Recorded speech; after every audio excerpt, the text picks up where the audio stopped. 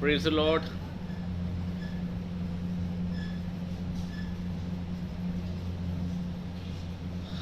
एक बार फिर से संध्या काल के इस समय में परमेश्वर को धन्यवाद देते हैं प्रियो। क्षमा चाहते हैं थोड़ा विलंब से आने के लिए।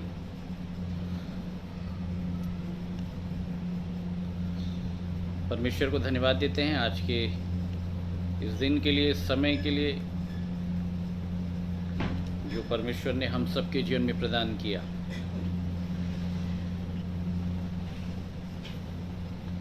आप सब जल्द से जल्द ऑनलाइन आ जाएं ताकि हम संध्या काल के इस समय में एक बार फिर से परमेश्वर के जीवित वचन के ऊपर हम ध्यान दे सकें मेरे प्रियो।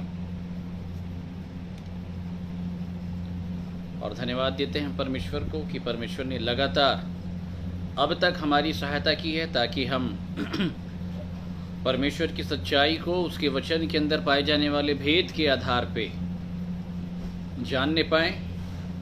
क्योंकि पौलुस जब प्रचार करता है तो वो ये कहता है मेरे प्रियो कि हम वह सुसमाचार भेद की रीति के आधार पे सुनाते हैं। और जब भी कोई विषय भेद की रीति के आधार पे जब बताया जाता है तो सुनाने वाला और सुनने वाले दोनों आनंदित होते हैं मेरे प्रियो।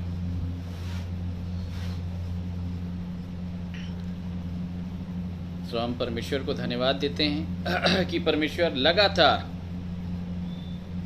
हमारी सहायता करता चला जा रहा है मेरे प्रियो। और मैं आपको जानकारी के लिए बताना चाहता हूं कि आज हमारे आदरणीय अजय भैया भी लगभग 15 मिनट की देरी से हमारे पास अभी उपस्थित हुए हैं। सो हम उन्हें भी धन्यवाद देते हैं। अगर आप उनकी तारीफ में अगर कुछ लिखना चाहते हैं तो आप स्वतंत्र हैं लिखने के लिए।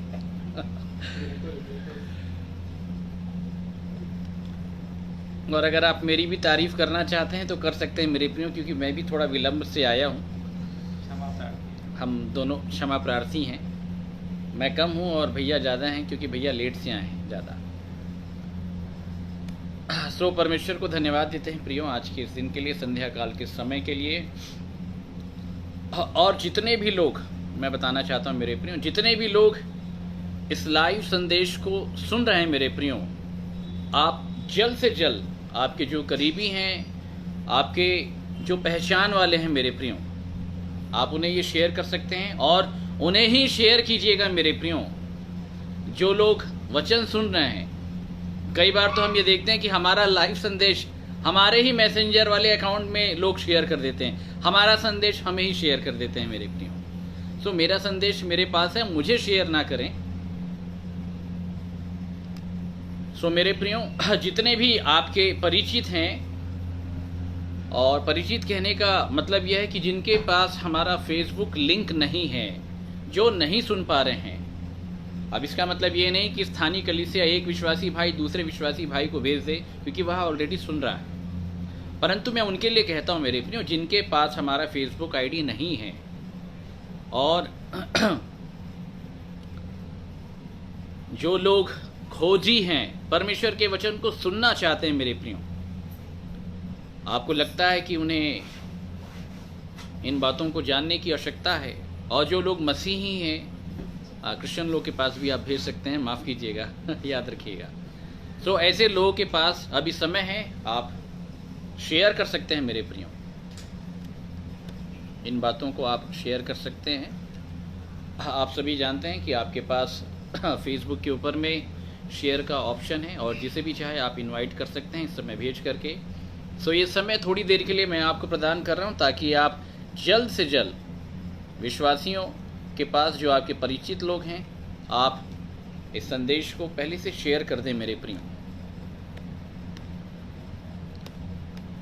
तो थोड़ा सा समय ये मैं आपको प्रदान कर रहा हूं ताकि बहुत तेरे लोग सुन सकें मेरे प्रियो। हमारा प्रयास हमेशा यही होता है कि बहुत से विश्वासी लोग इस वचन को सुन सकें, जान सकें मेरे प्रियो। क्योंकि मैं आपको बताना चाहता हूँ हमारे पास ऐसे बहुत सारे कॉल्स आते हैं, बहुत सारे भाइयों और बहनों के ऐसे फ़ोन आते हैं मेरे प्रियो संदेश सुनने के बाद में कि जो लोग बहुत दिनों से परमेश्वर के सत्य वचन की तलाश में थे, और एक ऐसी तलाश जिसमें सारे विषय वस्तुओं का समाधान उन्हें मिल सके, अर्थात परमेश्वर के वचन के माध्यम से हर एक एक प्रश्नों का उत्तर उन्हें मिल सके। और हम परमेश्वर को धन्यवाद देते हैं कि इस संगति के माध्यम से परमेश्वर के आत्मा ने परमेश्वर की बातों को पहुंचाया, और ऐसे बहुत सारे फ़ोन कॉल्स हमारे पास आते हैं बस केवल धन्यवाद के लिए कि हम इस सत्य वचन के खोजी थे और परमेश्वर ने हमें इन बातों तक पहुंचाया। और कई लोग मुझे भी धन्यवाद देते हैं मेरे प्रियो, परंतु मैं ये कहता हूँ कि धन्यवाद का जो पात्र है बस केवल परमेश्वर है, जिसके कारण हम फेसबुक के माध्यम से मिलाए गए हैं। सो मेरे प्रियो, इस सत्य संगति में आप लगातार जुड़े रहें, और ये सत्य संगति मैं आपको बताना चाहता हूँ कि पूरी रीति से आपको सनातन परमेश्वर के चरणों तक, उसके अनुग्रह के सिंहासन तक पहुँचाने के योग्य है। और ये योग्यता हमारी ओर से नहीं है मेरे प्रियो, ये योग्यता परमेश्वर की ओर से ठहराई गई योग्यता है। इसे आप याद रखें। और इसलिए हम हर एक बातों में तारीफ, प्रशंसा, महिमा, आदर सब कुछ परमेश्वर को देते हैं, क्योंकि वह इसके योग्य है।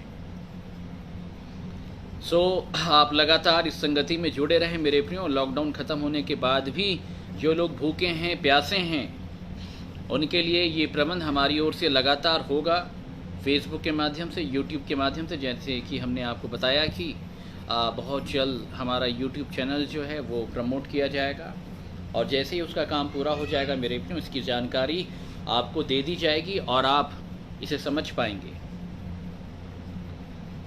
और लगातार आप हमारे साथ जुड़ सकते हैं मेरे प्रियो। अब देखिए, हमारी एक विश्वासी बहन ने, मैंने आपको बताया ना, हमें ही वीडियो शेयर कर दिया। चलिए कोई बात नहीं। सो हम परमेश्वर को धन्यवाद देते हैं मेरे प्रियो। अभी आपके पास समय है कि आप ये वीडियो शेयर कर सकते हैं, और बहुत जल्द मेरे प्रियो हम परमेश्वर के वचन के भाग में प्रवेश करेंगे, जिसके माध्यम से लगातार परमेश्वर अपनी जानकारी हम तक पहुंचाता चला जा रहा है मेरे प्रियो। और बस केवल आपका इंतज़ार है कि आप सब जल्द से जल्द ऑनलाइन आ जाएं, ताकि उसके बाद हम बड़ी फुर्ती के साथ परमेश्वर के वचन को आरंभ कर सकें मेरे प्रियो। मैं फिर से ये विषय आपको बताता हूँ कि विश्वासी जन, आप सब ऑनलाइन आने में समय ना लगाएं मेरे प्रियो। इतना समय हमें ऑनलाइन आने में नहीं लगना चाहिए, क्योंकि अगर 5 से 10 मिनट, ध्यान से समझिएगा, 5 से 10 मिनट अगर बस केवल आपके इंतज़ार में निकल गए मेरे प्रियो, तो ये अच्छा विषय नहीं है। बस केवल ज़्यादा से ज़्यादा 3 से 4 मिनट लगने चाहिए मेरे प्रियो। आपके पास हमारा फेसबुक लिंक है, फेसबुक आईडी है, और आप जब ऑनलाइन हमारे साथ जुड़ना चाहते हैं, आप सीधे फेसबुक के ऊपर जहाँ पे सर्च का ऑप्शन होता है मेरे प्रियो, एक गोल सा सिंबल आपको दिखाई देगा जहाँ पे हम टाइप करते हैं, वहाँ पे आप सीधा मेरा नाम लिखिए, और मेरा नाम जैसे ही ओपन हो जाएगा आप उसके ऊपर क्लिक करें, और नीचे फिर उसके बाद में लाइव संदेश आपको दिख जाएगा। सो आपको बहुत ज़्यादा सर्च करने की भी आवश्यकता नहीं पड़ेगी। सो इन बातों को आप ध्यान रखें मेरे प्रियो, और जल्द से जल्द आप अपने नज़दीकी विश्वासियों को, समाज के लोगों को और रिश्तेदारों को आप ये संदेश शेयर कर दें, ताकि वे भी हमारे साथ इस समय लाइव जुड़ सकें, क्योंकि ये अवसर दोबारा नहीं मिलेगा मेरे प्रियो परमेश्वर के सत्य वचन को सुनने का। सो मेरे प्रियो, आइए इससे पहले कि हम वचन के भाग में प्रवेश करें, आइए सब अपने सरों को झुकाएं, अपनी आँखों को बंद करें। आइए हम सब मिलकर प्रार्थना में जाएंगे मेरे प्रियो, परमेश्वर से अगुवाई को प्राप्त करने के लिए। आइए सब अपने सरों को झुकाएं। प्रेमी, दयालु, महान, सर्वशक्तिमान, अनुग्रहकारी परमेश्वर पिता, संध्या काल के समय में एक बार फिर से हम आपके पवित्र वचन के साथ विश्वासी जनों से और उन भूखे प्यासे लोगों से मुखातिब होने के लिए एकत्रित हुए हैं।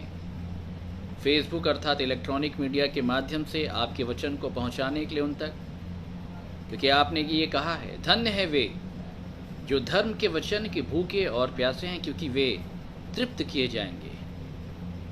और प्यारे प्रभु जी, आपका वचन ये कहता है, इस बात को प्रकट करता है कि जो लोग वास्तव में आपके लिए, आपके वचन के लिए भूखे और प्यासे हैं।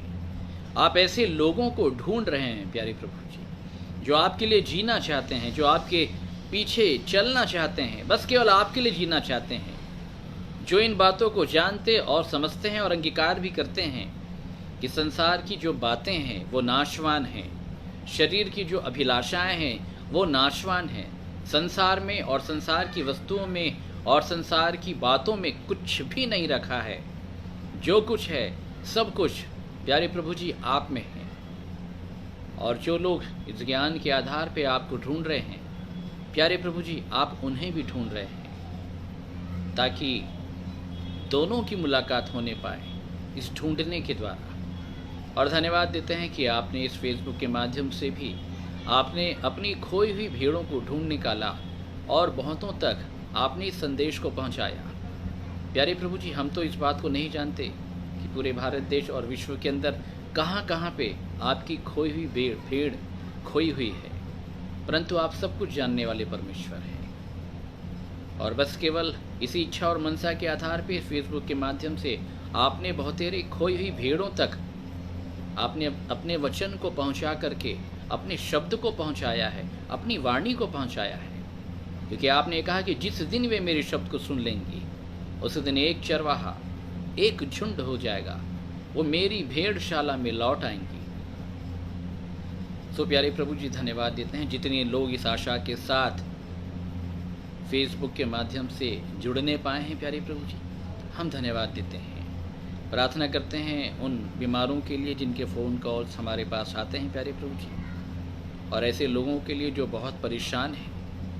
सो प्यारे प्रभु जी, चाहे हम बीमारी की बात करें, चाहे हम आर्थिक तंगी की बात करें, चाहे हम और भी किसी हालात की बात क्यों ना करें जो मनुष्य के जीवन में पाई जाती है, जिसके कारण मनुष्य दुखी है, सबका समाधान अर्थात शांति का समाधान आपका वचन है। सो जितने बीमार और नाना प्रकार के रोगी, निर्बल, दुर्बल लोग हैं, परेशान और चिंतित दुखी लोग हैं, प्यारे प्रभु जी, वे आपके वचन के द्वारा आपकी सच्चाई को जानने पाएँ और आपके वचन को सुनते हुए, आपके नाम का अंगीकार करते हुए अपने जीवन को आपके चरणों में सौंपने की आशा लिए हुए वे बीमारी की अवस्था से भी निजात को प्राप्त कर सकें।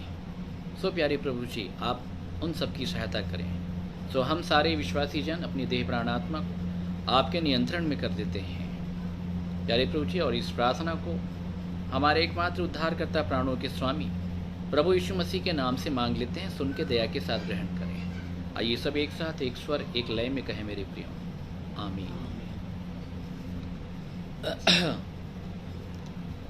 सो एक बार फिर से आप सभी को प्रेज द लॉर्ड, जय मसीह की मेरे प्रियो। संध्या काल के इस समय में अजय भैया की ओर से भी आप सभी को जय मसीह की। सो मेरे प्रियो, कल का विषय आप सब जानते हैं। मैं ये विश्वास करता हूँ कि कल के विषय से आप सभी ने बहुत कुछ जाना होगा, समझा होगा परमेश्वर के वचन के माध्यम से, परमेश्वर के वचन की सच्चाई। सो आइए मेरे प्रियो, एक बार फिर से हम चलते हैं अपने उसी विषय वस्तु की ओर जिसके माध्यम से परमेश्वर हमसे बात करना चाहता है। निकाल लें इब्रानियों 3,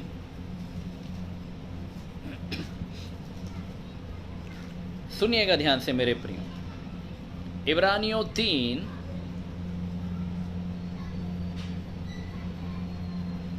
3 का 1 से ध्यान से सुने मेरे प्रियो कि परमेश्वर का वचन क्या कहता है। पढ़ें।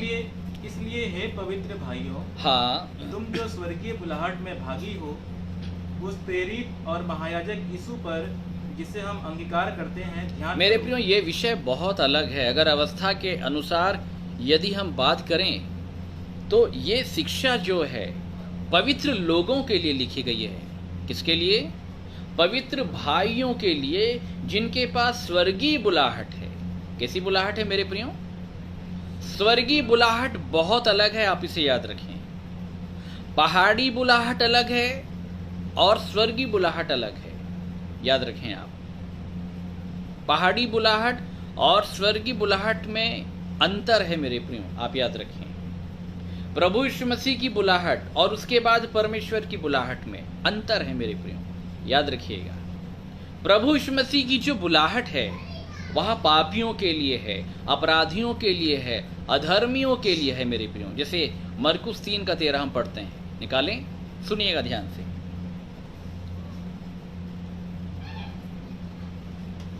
सुनिएगा ध्यान से कि परमेश्वर का वचन क्या फरमाता है मेरे प्रियो।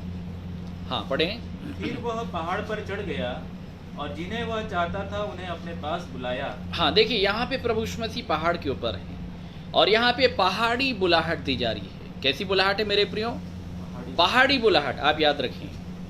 अब ये बुलाहट जो है ये पापियों के लिए है। जो प्रभु यीशु मसीह ने कहा कि मैं पापियों को बुलाने के लिए आया हूं, मैं पापियों को मन फिराने के लिए बुलाने के लिए आया हूं, अधर्मियों को, मैं अपराधियों को बुलाने के लिए आया हूं। सो जो बुलाहट प्रभु यीशु मसीह प्रदान कर रहे हैं मेरे प्रियो, माफ कीजिएगा, जो बुलाहट प्रभु यीशु मसीह प्रदान कर रहे हैं मेरे प्रियो, उस बुलाहट में एक पापी, एक अपराधी, संसार का कितने से बड़ा भी पापी और अपराधी और कुकर्मी व्यक्ति क्यों ना हो, आप याद रखें। माफ कीजिएगा, 2 मिनट के लिए उसको खुलवा दीजिए, ठीक है, बता दीजिए, है ना, ये तो वो हो जाएगा। सो मेरे प्रियो, मैं आपको ये बताना चाहता हूं कि ये बुलाहट जो प्रभु यीशु मसीह पापी और अपराधियों को देना चाहता है, इसमें संसार का बड़े से बड़ा पापी और अपराधी व्यक्ति इस बुलाहट में भागी हो सकता है। आप समझ रहे हैं मेरे प्रियो? इस बुलाहट में वह भागी हो सकता है, आप इसे याद रखें। परंतु जब एक व्यक्ति पहाड़ पर प्रभु यीशु मसीह के पास आ जाता है और फिर उसके बाद वहां से एक स्वर्गीय बुलाहट का आरंभीकरण होता है, और यह स्वर्गीय बुलाहट एक मनुष्य को तब तक नहीं मिल सकती मेरे प्रियो जब तक वह पवित्रता को प्राप्त ना कर ले। ध्यान से समझिएगा मेरे प्रियो, प्रभु यीशु मसीह की बुलाहट अशुद्ध लोगों के लिए है, अपवित्र लोगों के लिए है। जैसे मैं आपको बताना चाहता हूं कि जब रोमियो के लोगों को जब बुलाहट मिली, सुनिएगा ध्यान से बाइबल के इस भेद को, तो पौलुस क्या कहता है उन्हें, निकालें भैया, रोमियो 1, सुनिएगा ध्यान से कि वह कैसी बुलाहट प्रदान कर रहा था। रोमियो 1 का 6 से पढ़ें, सुनिएगा। जिनमें से तुम भी यीशु मसीह के होने के लिए बुलाए गए। रोमियो के लोगों को पौलुस ये बता रहा है कि परमेश्वर तुमको जो बुलाहट दे रहा है, प्रभु यीशु मसीह जो बुलाहट दे रहा है, वो अपना बनाना चाह रहा है। क्या बनाना चाह रहा है? कि तुम यीशु मसीह के होने के लिए, हुए नहीं हो, होने के लिए बुलाए गए हो। पूरे पत्रियों का बहुत ही गंभीर अर्थ है, ध्यान से सुने, होने के लिए बुलाए गए हो। और क्या होने के लिए? उन सब के नाम जो रोम में परमेश्वर के प्यारे हैं, हाँ, और पवित्र होने के लिए बुलाए गए। और पवित्र होने के लिए, पवित्र हुए नहीं है मेरे प्रियो।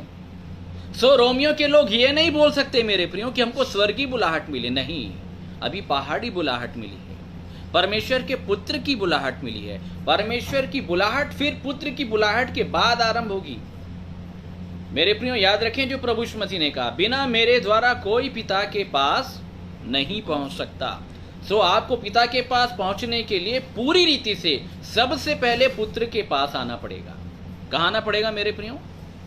परमेश्वर के पुत्र के पास।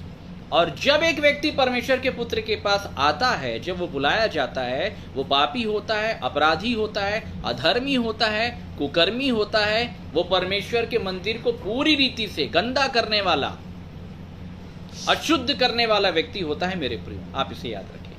और तब उसके बाद प्रभु यीशु मसीह पूरी रीति से उस मनुष्य को शुद्ध करता है, पवित्र बनाता है, और जब वह पवित्र हो जाता है तब उसे पिता की ओर से बुलाहट मिलती है, और तब उसके बाद परमेश्वर का पुत्र उसे अपने साथ पिता के स्वर्गीय सिंहासन तक लेके जाना चाहता है। ये भेद है मेरे प्रियो, आप इसे याद रखें। और इसलिए आज संसार के लोग इन सारी बातों को जानते नहीं हैं, और कोई कुछ भी शिक्षा किसी को भी उठा के देने लग जाता है। जो लोग पवित्र नहीं बने हैं उनके लिए स्वर्गीय बुलाहट नहीं है, ये साफ तौर पे आप समझ जाइएगा। जो लोग पापी अपराधी हैं उनके लिए परमेश्वर के पुत्र की बुलाहट है, पहाड़ी बुलाहट है। परंतु स्वर्गीय बुलाहट में यदि प्रवेश करना है तो सबसे पहले पवित्रता को प्राप्त करना पड़ेगा, क्योंकि बाइबल ये बताती है कि उस पवित्रता के खोजी हो जाओ जिसके बिना कोई भी व्यक्ति परमेश्वर को देख नहीं सकता, उस तक पहुंच नहीं सकता। मेरे प्रियो, ध्यान से आप सारे लोग सुने, ये बातें बार बार हमें शायद सुनने का अवसर ना मिले। मेरे प्रियो, जब तक लॉकडाउन है हम फेसबुक के ऊपर आपसे मुखातिब प्रतिदिन हो रहे हैं, और जैसे ये लॉकडाउन खुलेगा मेरे प्रियो, परमेश्वर के वचन को लेकर के हमें कहाँ कहाँ तक के जाना है, कितनी व्यस्तताएं होंगी मेरे प्रियो, इसका आकलन तो हमें भी नहीं है। परंतु मैं अभी से आपको बता सकता हूँ, ताकि जब तक हम एक दूसरे से मुखातिब होते हैं हम इन वचनों को समझने पाए मेरे प्रियो, कि वचन क्या कहता है। और इसलिए इब्रानियों 3 में ऐसे लोगों को बुलाहट दी गई है। हम इसके बीच में से अपना विषय निकाले हैं, मैं सब कुछ क्लियर कर देता हूं मेरे प्रियो, ध्यान से समझिएगा। 3:1 सुनिएगा ध्यान से। इसलिए हे पवित्र भाइयों, हाँ, तुम जो स्वर्गीय बुलाहट में भागी हो, तुम जो स्वर्गीय बुलाहट में भागी हो, उस प्रेरित और महायाजक यीशु पर जिसे हम अंगीकार करते हैं ध्यान करो। उसका ध्यान करो। आगे, वह अपने नियुक्त करने वाले के लिए विश्वास योग्य था। ध्यान से समझिएगा। अब जिनको ऐसी बुलाहट मिली, पौलुस उन्हें यह बताना चाह रहा था, ठीक है, कि वह अपने नियुक्त करने वाले के लिए विश्वास योग्य था, और जैसा मूसा भी परमेश्वर के सारे घर में था। अब यहाँ पे प्रभु यीशु मसीह का जो कंपेयर है और मूसा का जो कैरेक्टर है, दोनों के कैरेक्टर को यहाँ पे नाप तौल करके बताया जा रहा है मेरे प्रियो, कि मूसा भी विश्वास योग्य था और प्रभु यीशु मसीह भी क्या था, विश्वास योग्य था। समझिएगा ध्यान से। आगे, क्योंकि यीशु मूसा से इतना बढ़कर महिमा के योग्य समझा गया है, जितना कि घर का बनाने वाला घर से बढ़कर आदर रखता है। जितना कि घर का बनाने वाला घर से बढ़कर आदर रखता है मेरे प्रियो। ये प्रभु यीशु मसीह के बारे में कहा गया मेरे प्रियो, कि यीशु मूसा से इतना बढ़कर महिमा के योग्य समझा गया, जितना कि घर का बनाने वाला घर से बढ़कर आदर रखता है मेरे प्रियो। और कल हमने आपको बताया मेरे प्रियो कि प्रभु यीशु मसीह क्यों मूसा से बढ़कर आदर के योग्य समझा गया मेरे प्रियो। कल इसका अर्थ हमने आपको बताया है। आगे, क्योंकि हर एक घर का कोई ना कोई बनाने वाला होता है। ध्यान से समझिएगा मेरे प्रियो कि बाइबल क्या बता रही है। आप सब इसे ध्यान से समझे कि हर एक घर का कोई ना कोई बनाने वाला होता है। कोई ना कोई बनाने वाला होता है। ध्यान से समझे मेरे प्रियो। और आगे, पर जिसने सब कुछ बनाया, मेरे प्रियो, पर जिसने सब कुछ बनाया वह परमेश्वर है। वह कौन है? परमेश्वर। जिसने सब कुछ बनाया वह कौन है मेरे प्रियो? वह परमेश्वर है। अब आगे सुनिएगा ध्यान से कि बाइबल क्या बताती है इन सारे विषय वस्तुओं को लेकर के। मूसा तो परमेश्वर के सारे घर में सेवक के समान विश्वास योग्य रहा। सेवक के समान विश्वास योग्य रहा। मूसा परमेश्वर के सारे घर में सेवक के समान विश्वास योग्य रहा मेरे प्रियो। ध्यान से समझिएगा। और कि जिन बातों का वर्णन होने वाला था, बोलिए किसका वर्णन? जिन बातों का वर्णन होने वाला था, आगे उनकी गवाही दे। मेरे प्रियो देखिए मूसा का कैरेक्टर क्या था, आप सब इसे ध्यान से समझे मेरे प्रियो कि बाइबल क्या बताना चाह रही है। एक बार फिर से पढ़ें भैया। मूसा तो होने वाला था, उनकी गवाही दे। और परंतु मसीह पुत्र के समान परमेश्वर के घर का अधिकारी है। परंतु मसीह पुत्र के समान परमेश्वर के घर का अधिकारी है, और उसका घर हम हैं। आगे, यदि हम साहस पर ध्यान से सुनिएगा मेरे प्रियो, किस पर?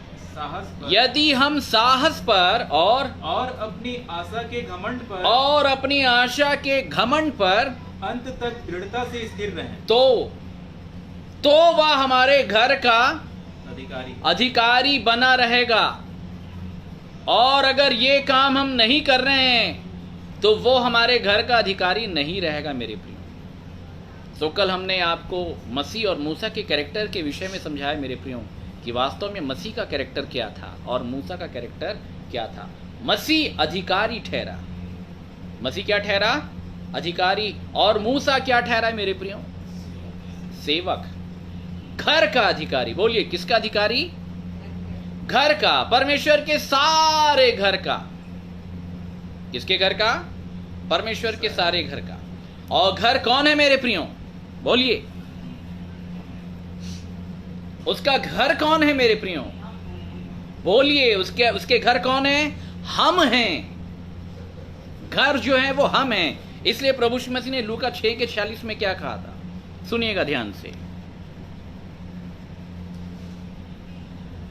जब तुम मेरा कहना नहीं मानते, हाँ, तो क्यों मुझे हे प्रभु कहते हो? जब तुम मेरा कहना नहीं मानते, ध्यान से सुनिएगा, क्यों मुझे हे प्रभु कहते हो? आगे, जो कोई मेरे पास आता है, हाँ, और मेरी बातें सुनकर उन्हें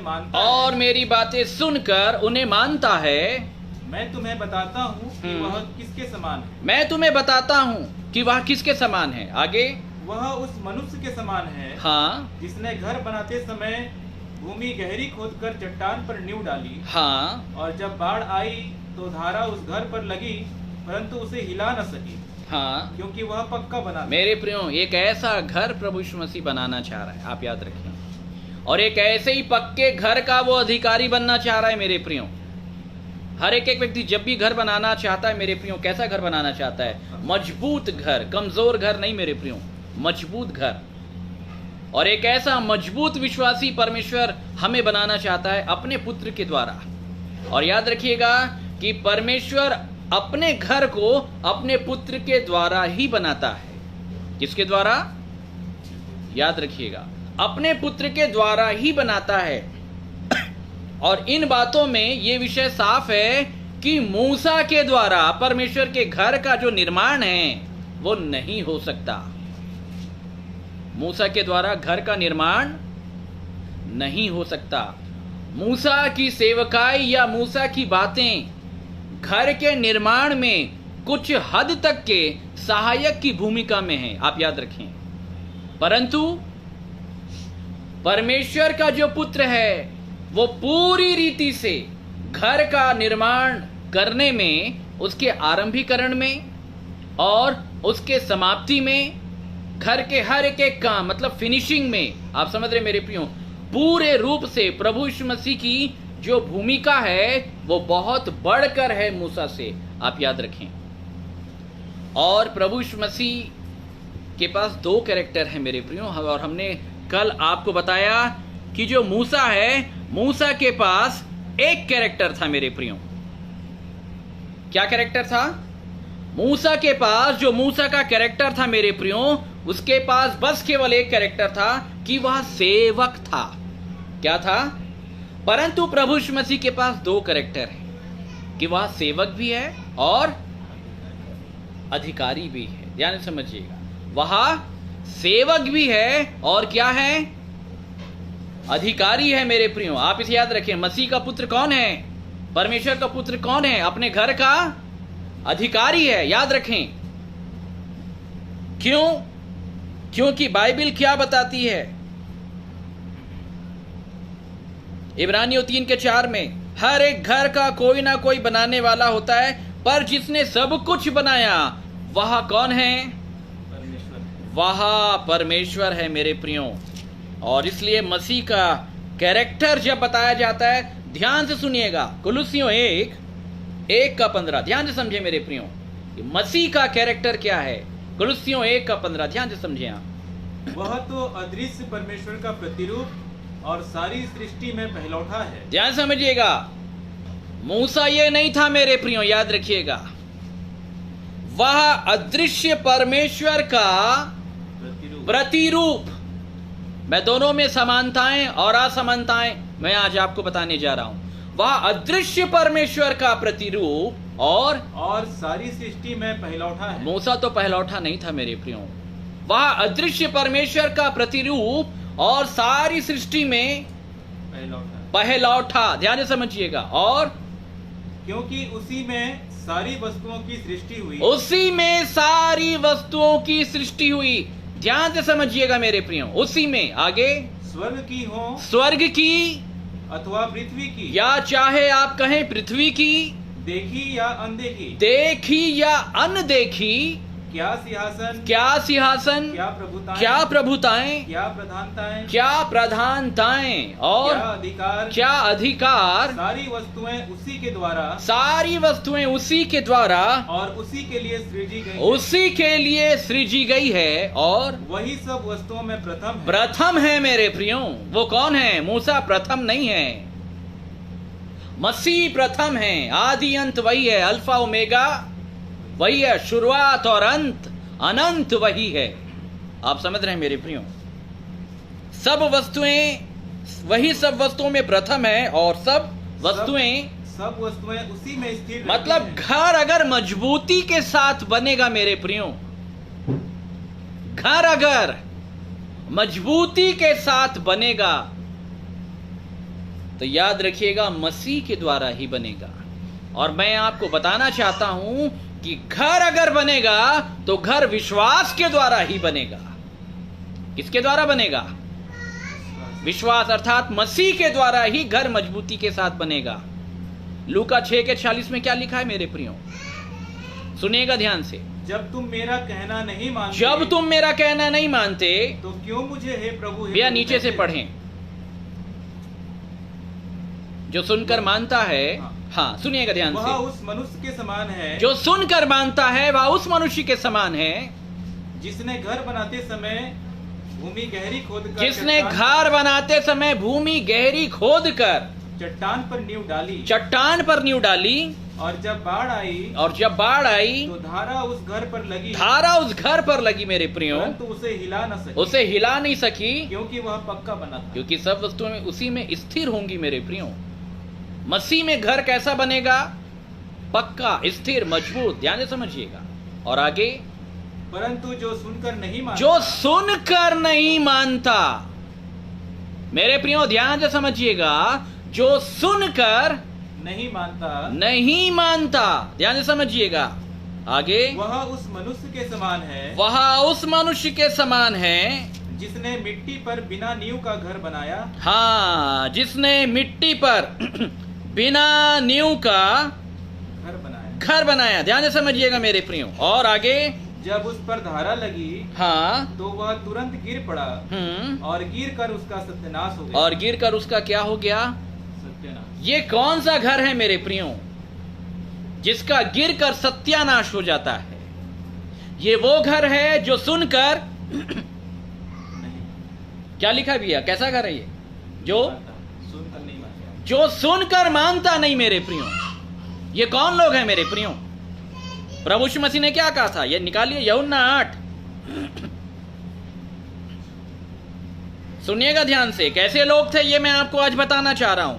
एक नई बातें हमारे सामने प्रकट होगी। यूहन्ना 8, ये बहुत सुंदर विषय है। यूहन्ना 8 का 34। यीशु ने उनको उत्तर दिया, हाँ, मैं तुमसे सच सच कहता हूँ, हाँ, कि जो कोई पाप करता है वह पाप का दास है। जो कोई पाप करता है वह पाप का दास है। दास सदा घर में नहीं रहता, दास सदा घर में नहीं रहेगा मेरे प्रियो। किसके घर में? किसके घर में? परमेश्वर के घर में दास सदा नहीं रहेगा। ध्यान से समझिएगा। आगे, पुत्र सदा रहता है। और यहाँ दास कौन है मेरे प्रियो? शैतान को बोल रहा है।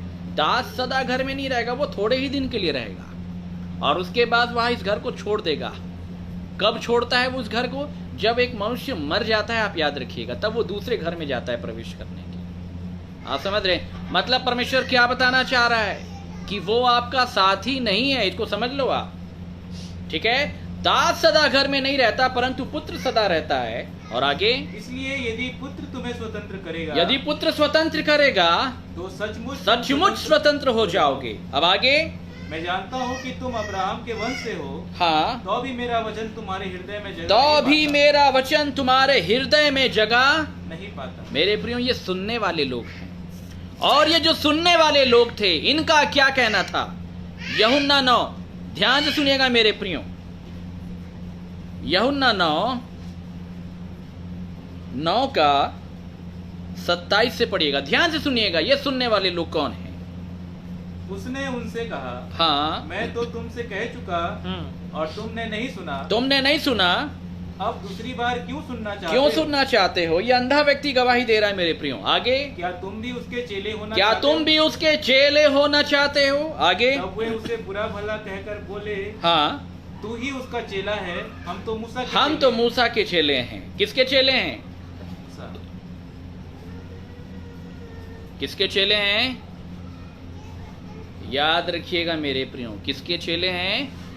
मूसा के चेले हैं। मेरे प्रियो, मैं आपको बता देता हूं कि मूसा का चेला नहीं बनना मेरे प्रियो।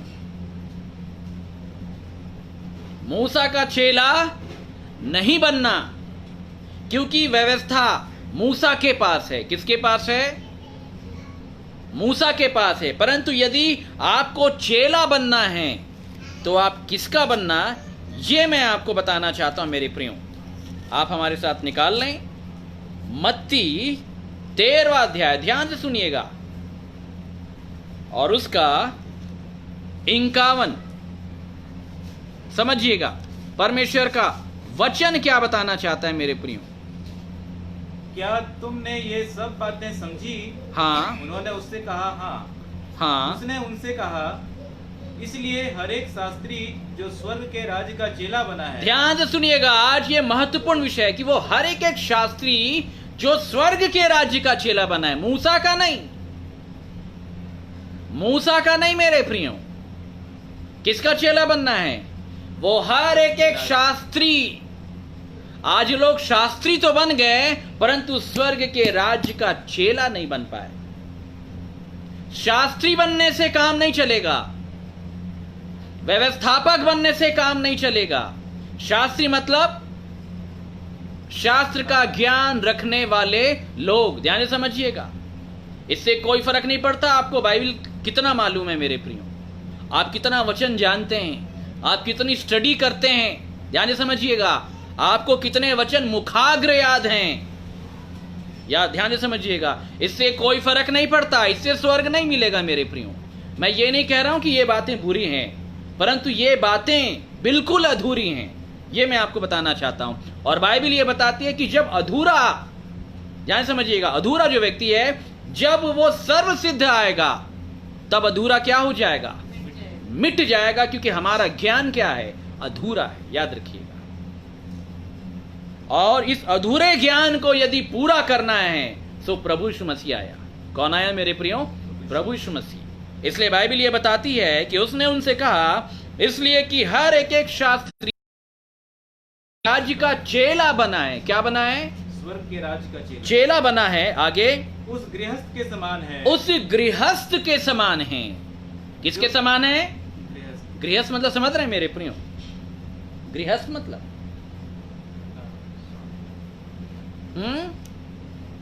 घर का जीवन। हाँ, गृहस्थ मतलब घर बार की बातें चल रही है। वह उस गृहस्थ मतलब आपके परिवार में जितने भी लोग होंगे, उस घर में जितने भी लोग होंगे, वो शास्त्री जो चेला बन गया स्वर्ग के राज्य का, वो उस घर में सबका लीडर होगा। क्या होगा? लीडर। इसको याद रखिएगा, वो सिखाएगा सबको अपने जीवन के द्वारा। उस गृहस्थ के समान है। और वो कैसा होगा? जो अपने भंडार से, बोलिए किसके भंडार से? अपने भंडार। उसके अंदर जो परमेश्वर ने भंडार दिया है, उस भंडार से नई और पुरानी वस्तुएं निकालता है। नई और पुरानी दोनों वस्तुएं निकालेगा मेरे प्रियो। नई और पुरानी। बोलिए, नई और पुरानी वस्तु। पहले पुरानी नहीं बोल रहा है, पहले क्या बोला? नई। याद रखिएगा, पहले क्या बोला? नई और पुरानी दोनों वस्तुएं। तो नई वस्तु मतलब नया नियम, न्यू टेस्टमेंट, जो प्रभु यीशु मसीह के बाद लिखा गया मेरे प्रियो। और पुरानी वस्तु मतलब पुरानी व्यवस्था, मूसा की व्यवस्था। मूसा के पास मसीह की व्यवस्था नहीं थी मेरे प्रियो, नई व्यवस्था नहीं थी मेरे प्रियो। वह पुरानी व्यवस्था की अधीनता में रहने वाला प्राणी था, याद रखें। परंतु मसीह के पास पुरानी व्यवस्था भी है और नई व्यवस्था भी है। आप एक ऐसे शास्त्री बन जाए मेरे प्रियो, एक ऐसे सच्चे शास्त्री जो अपने भंडार से नई और पुरानी दोनों वस्तुओं को निकालना जानते हैं, दोनों वस्तुओं के भेद को जानने वाले, केवल वचन को नहीं कि नए नियम में ये लिखा है पुराने नियम में ये लिखा है, उसके वचन के भेद को जानने वाले। क्यों? क्योंकि ये जो भंडारी शब्द आया है मेरे प्रियो, ये बस केवल शब्द को जानने वालों के लिए नहीं आया है। जब पौलुस कुरिन्थियों के लोगों को जब लेटर लिखता है तो वो क्या कहता है मेरे प्रियो? पहला कुरिन्थियों 4:1, इसको ध्यान से सुनिएगा कि वो क्या कहता है मेरे प्रियो, सुनिएगा ध्यान से। 4:1, मनुष्य हमें मसीह के सेवक, ध्यान से समझिएगा, मनुष्य हमें मसीह के सेवक और परमेश्वर के भेदों के भंडारी समझे। और परमेश्वर के भेदों के क्या समझें? भंडारी। ध्यान से समझिएगा, क्या समझिए? परमेश्वर के भेदों के भंडारी, शब्द के भंडारी नहीं। आज लोगों के पास शब्द बहुत है, आज लोग बाइबल के ऊपर में ट्रेनिंग भी कर लेते हैं, लोग पीएचडी भी करके बैठे हैं मेरे प्रियो, परंतु केवल शब्द का ज्ञान होगा। यहां ये लिखा है, वहां ये लिखा है, परंतु काम इससे नहीं चलेगा मेरे प्रियो। पौलुस क्या कहता है कि जो सुसमाचार मैंने सुनाया वो शब्द के द्वारा नहीं सुनाया है। आप समझ रहे मेरे प्रियो? परमेश्वर का गुप्त ज्ञान हम भेद की रीति के आधार पे बताते हैं, क्योंकि वह भंडारी है। वो कौन है? भंडारी है। समझ रहे मेरे प्रियो? इसलिए कहता है कि मनुष्य हमें मसीह के सेवक, पहले तो सेवक बनना पड़ेगा, और अगर सेवक बन गए तो भंडारी। आप समझ रहे मेरे प्रियो? मनुष्य हमें मसीह के सेवक और परमेश्वर के भेदों के भंडारी समझें। परमेश्वर के भेदों के भंडारी मतलब पुराने नियम का भेद भी और नए नियम का भेद भी। क्या समझते हैं मेरे प्रिय? और आगे फिर यहाँ भंडारी में यह बात देखी जाती है, फिर भंडारी में यह बात देखी जाएगी कि वह विश्वास योग्य हो। विश्वास योग्य है कि नहीं, इसलिए मूसा को भी विश्वास योग्य बताया गया। और इसलिए मूसा, मैं आपको बताना चाहता हूं कि पुराने नियम में परमेश्वर ने जितने नियम कानून आराधना के जितने पैटर्न परमेश्वर ने मूसा को बताया, मूसा सबके अर्थ को समझता था, ये मैं आपको बता दे रहा हूं। परंतु आज लोगों को उसका अर्थ मालूम नहीं मेरे प्रिय। मूसा तो पुरानी व्यवस्था के आधार पर जब परमेश्वर की सेवा कर रहा था, मूसा इस बात को जानता था कि मैं एक्चुअली मसीह की सेवा कर रहा हूं, जबकि मसीह का वहां पे नामो निशान नहीं। आप समझ रहे हैं मेरे प्रियो? क्योंकि जो बातें उनको सौंपी गई थी, उन बातों के अंदर मसीह भेद की रीति के आधार पे विराजमान था मेरे प्रियो। आप समझ रहे हैं? और केवल मूसा नहीं, आदम की भी यदि हम माफ कीजिएगा, अब्राहम की भी यदि हम बात करें मेरे प्रियो, तो प्रभु यीशु मसीह ने यूहन्ना 8 में अब्राहम के विषय में क्या कहा कि तुम्हारा पिता अब्राहम मेरा दिन देखने की आशा से बहुत मगन था। आप समझ रहे मेरे प्रियो? जितने परमेश्वर के जन होंगे वे शब्द के सेवक नहीं होते हैं, वे परमेश्वर के शब्द के पीछे पाए जाने वाले आत्मिक बातों के भंडार, आत्मिक बातों के अर्थों के भंडार के मालिक होते हैं मेरे प्रियो। और भंडारीपन उन्हें ही सौंपा जाता है जो लोग विश्वास योग्य होते हैं। कैसे होते हैं? जैसे मूसा भी क्या था मेरे प्रियो? परमेश्वर के सारे घराने में विश्वास योग्य था। और जो लोग ऐसे होते हैं मेरे प्रियो, ध्यान से समझिएगा, वो लोग परमेश्वर के सेवक कहलाते हैं। क्या कहलाते हैं? सेवक। और इसलिए बाइबल यहां पे ये बताती है मेरे प्रियो कि यदि घर बनाना है तो वो हर एक शास्त्री को क्या बनना पड़ेगा मेरे प्रियो? स्वर्ग के राज्य का चेला। याद रखिएगा, क्योंकि जो लोग मूसा के चेले हैं, किसके चेले? अंधे व्यक्ति को क्या बताया गया? तो ही उसका चेला होगा, हम तो मूसा के चेले। तो जो लोग मूसा के चेले हैं मेरे प्रियो, उनका आत्मिक घर कभी स्थिर नहीं होगा। अगर आपको घर बनाना है तो व्यवस्था क्या कहती है? व्यवस्था मसीह तक जो पहुंचाती है, आपको मसीह तक आना पड़ेगा मेरे प्रियो। व्यवस्था के कर्म कांड के द्वारा एक व्यक्ति अगर बोले कि मैं स्थिर हो जाऊं, उसका जीवन बीत जाएगा मेरे प्रियो, वो कभी स्थिर नहीं हो सकता। आप समझ रहे हैं मेरे प्रियो? आपको स्वर्ग के राज्य का क्या बनना पड़ेगा? चेला बनना पड़ेगा। कौन है जिनके घर गिर जा रहे हैं बार बार? आज बहुत तेरे लोग ये कहते हैं कि भैया वर्षों बीत गए। क्या बीत गए? वर्षों बीत गए, हमारा जीवन स्थिर नहीं हो पाया। कारण यही है क्योंकि हमने मसीह को नहीं जाना। हमने व्यवस्था के कर्म कांड को तो समझ लिया, फरीसियों के समान हम प्रतिदिन मंदिर अर्थात चर्च तो जाने लग गए, प्रार्थना करने लग गए, सप्ताह में हो सकता है 2 बार भी हम उपवास करने लग गए, दशवांश भी देने लग गए। परंतु मसीह क्या कहता है मेरे प्रियो? जो घर का अधिकारी है, जो घर को मजबूती के साथ बना सकता है और बनाता है और स्थिर करता है, चाहे बाढ़ आए, चाहे आंधी, चाहे तूफान, हमने उस मसीह के वचनों को नहीं जाना। एक ऐसे वचन जो आपको स्थिर कर दें। इसलिए मैंने फेसबुक के ऊपर में कईयों बार वो टॉपिक अभी डालना भी आरंभ किया है कि एक ऐसा संदेश जो आपको क्या कर सकता है? स्थिर कर सकता है मेरे प्रियो। वो मैं मसीह के लिए कहता हूं। मेरे पास कुछ नहीं है, ये मैं आपको बता देता हूं। मेरे पास आपको परोसने के लिए कुछ नहीं है। जो कुछ भी है मैं परमेश्वर से सुनता हूं, अर्थात उसके इकलौते पुत्र से सुनता हूं, और जो सुनता हूं वो मैं बिना मिलावट के कहता हूं मेरे प्रियो। और इसलिए ताकि वो घर मजबूती के साथ बने। किसके साथ बने मेरे प्रियो? मजबूती के साथ बने। और कल हमने आपको बताया कि उसके घर कौन है? हम हैं मेरे प्रियो, उसके घर। और यूहन्ना 1 में क्या कहता है? यूहन्ना 1 का 9 सुनिएगा ध्यान से।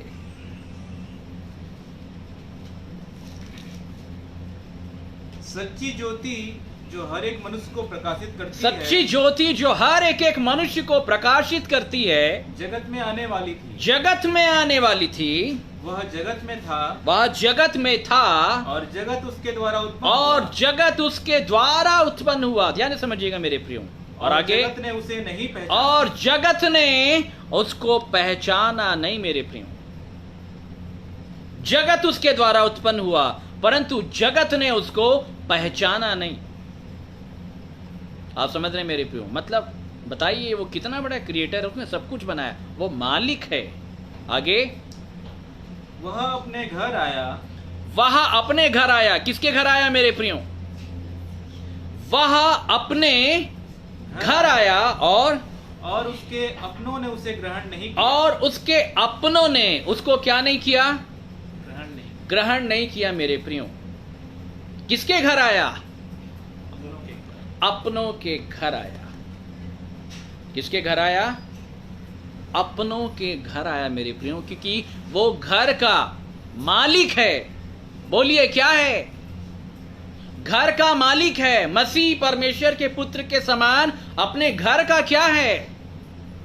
अधिकारी है मेरे प्रियो। आप समझ रहे हैं मेरे प्रियो? हम उसके हाथों की रचना है। किसकी रचना है? आप ये मानते हैं कि नहीं? इसलिए इब्रानियों की किताब में परमेश्वर का जो वचन है वो बहुत सुंदर फरमाता है। इसको ध्यान से समझिएगा। इब्रानियों 2:7 ध्यान से समझिएगा मेरे प्रियो। तूने उसे स्वर्गदूतों से कुछ ही कम किया। हाँ, तूने उस पर महिमा और आदर का मुकुट रखा। मसीह के ऊपर महिमा और आदर का मुकुट रखा, और उसे अपने हाथों के कामों पर अधिकार दिया। किसको अधिकार दिया है? मसीह को। हम उसके हाथों के क्या हैं? काम। याद रखिएगा, हम क्या हैं? उसके हाथों के। और केवल हम नहीं, सुनिएगा, और क्या है उसके हाथ के काम? 1 का 10। और यह कि हे प्रभु, आदि में तूने पृथ्वी की नींव डाली। आदि में तूने पृथ्वी की नींव डाली। ध्यान से सुनिएगा। आदि में तूने पृथ्वी की नींव डाली, और स्वर्ग तेरे हाथों की कारीगरी। ध्यान से समझिएगा। स्वर्ग क्या है? तेरे हाथों की कारीगरी। मतलब परमेश्वर ने पुत्र के हाथों में इतना पावर दे दिया कि वह स्वर्ग में भी सब कुछ फेर बदल कर सकता है मेरे प्रियो, और करना भी चाहता है और करेगा भी। याद रखिएगा। अब इस स्वर्ग की परिभाषा लोगों को मालूम नहीं है। 3 प्रकार के स्वर्ग बाइबल बताती है, हालांकि मैं इसके बारे में अभी चर्चा नहीं करना चाहता। और परमेश्वर ने स्वर्ग जो उसके हाथों की कारीगरी है उसके ऊपर भी परमेश्वर ने अपने पुत्र को क्या दे दिया है? अपने हाथ के कामों में क्या दे दिया है? अधिकार। आप समझ रहे हैं मेरे प्रियो? हम उसके हाथों के द्वारा जो बनाए गए, मिट्टी से जो बनाए गए हैं, हम जो उसके घर हैं परमेश्वर के, इस घर को बनाने के लिए, इसकी मरम्मत करने के लिए मसीह परमेश्वर की ओर से अधिकार लेकर के आया। बोलिए क्या लेकर के आया? अधिकार लेकर के आया। पूरा अधिकार है, केवल पृथ्वी का अधिकार नहीं। प्रभु यीशु मसीह ने क्या कहा मेरे प्रियो? क्या कहा जब उसने चेलों को भेजा? मैं वचन खुलवाना नहीं चाहता, आप सभी जानते हैं, स्वर्ग और पृथ्वी का सारा अधिकार मुझे दिया गया है, इसलिए तुम जाओ। अब सोचिए, स्वर्ग और पृथ्वी का सारा अधिकार रखने वाला वो कौन है मेरे प्रियो? अनादि अद्वैत महामहिमन, बड़े पद का अधिकारी, एकमात्र सनातन तेजोमय स्थिर, अनंत काल का राजकुमार, अनंत काल का शांति का पिता प्रभु यीशु मसीह है। इतनी योग्यताएं उसके पास है मेरे प्रियो, आप समझ रहे हैं। परंतु बड़े दुख की बात है कि इतनी योग्यता रखने वाला, इतने बड़े बड़े पदों से विभूषित, सम्मानित, एकमात्र अनादि अद्वैत, उसके अलावा और कोई नहीं, वो जब इस पृथ्वी के ऊपर प्रकट हुआ मेरे प्रियो, उसके अपनों ने उसको अपने घर में, वह अपनों के घर आया। किसके घर आया? और मेरे प्रियो, ये जो देह है, आपकी देह, प्राण और आत्मा, याद रखिए, घर 3 चीजों से मिलकर के बना है, देह, प्राण और आत्मा। ये आपका नहीं है, ये किसका है? किसका है मेरे प्रियो? ये प्रभु यीशु मसीह का है। इस घर में उसको जगह चाहिए। क्या चाहिए? इस घर में उसको जगह चाहिए मेरे प्रियो। क्या आप उसको जगह देने के लिए तैयार हैं? क्या आप उसको जगह देंगे मेरे प्रियो? वो जगह चाहता है। क्या चाहता है? स्थान। और एक ऐसा स्थान, ध्यान समझिएगा, उसका बंटवारा करना चाहता है। वो आपको भगाना नहीं चाहता मेरे प्रियो, ध्यान से समझिएगा। वो ये चाहता है कि हम दोनों मिलकर के साथ में रहें। और केवल हम दोनों ही, प्रभु यीशु मसीह ने यूहन्ना रचित सुसमाचार में इन विषयों को बताया मेरे प्रियो।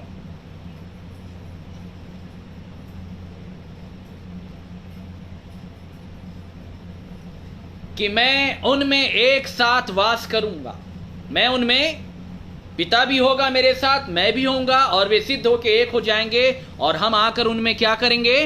वास करेंगे मेरे प्रियो। क्योंकि ये उसका घर है मेरे प्रियो, इसलिए आप उसको जगह दे दें। विश्वासियों से ये वो आग्रह करता है कि आप उसे क्या दे दें? जगह दे दें मेरे प्रियो। और जगह वही दे सकता है जो स्वर्ग के राज्य का क्या बन जाएगा?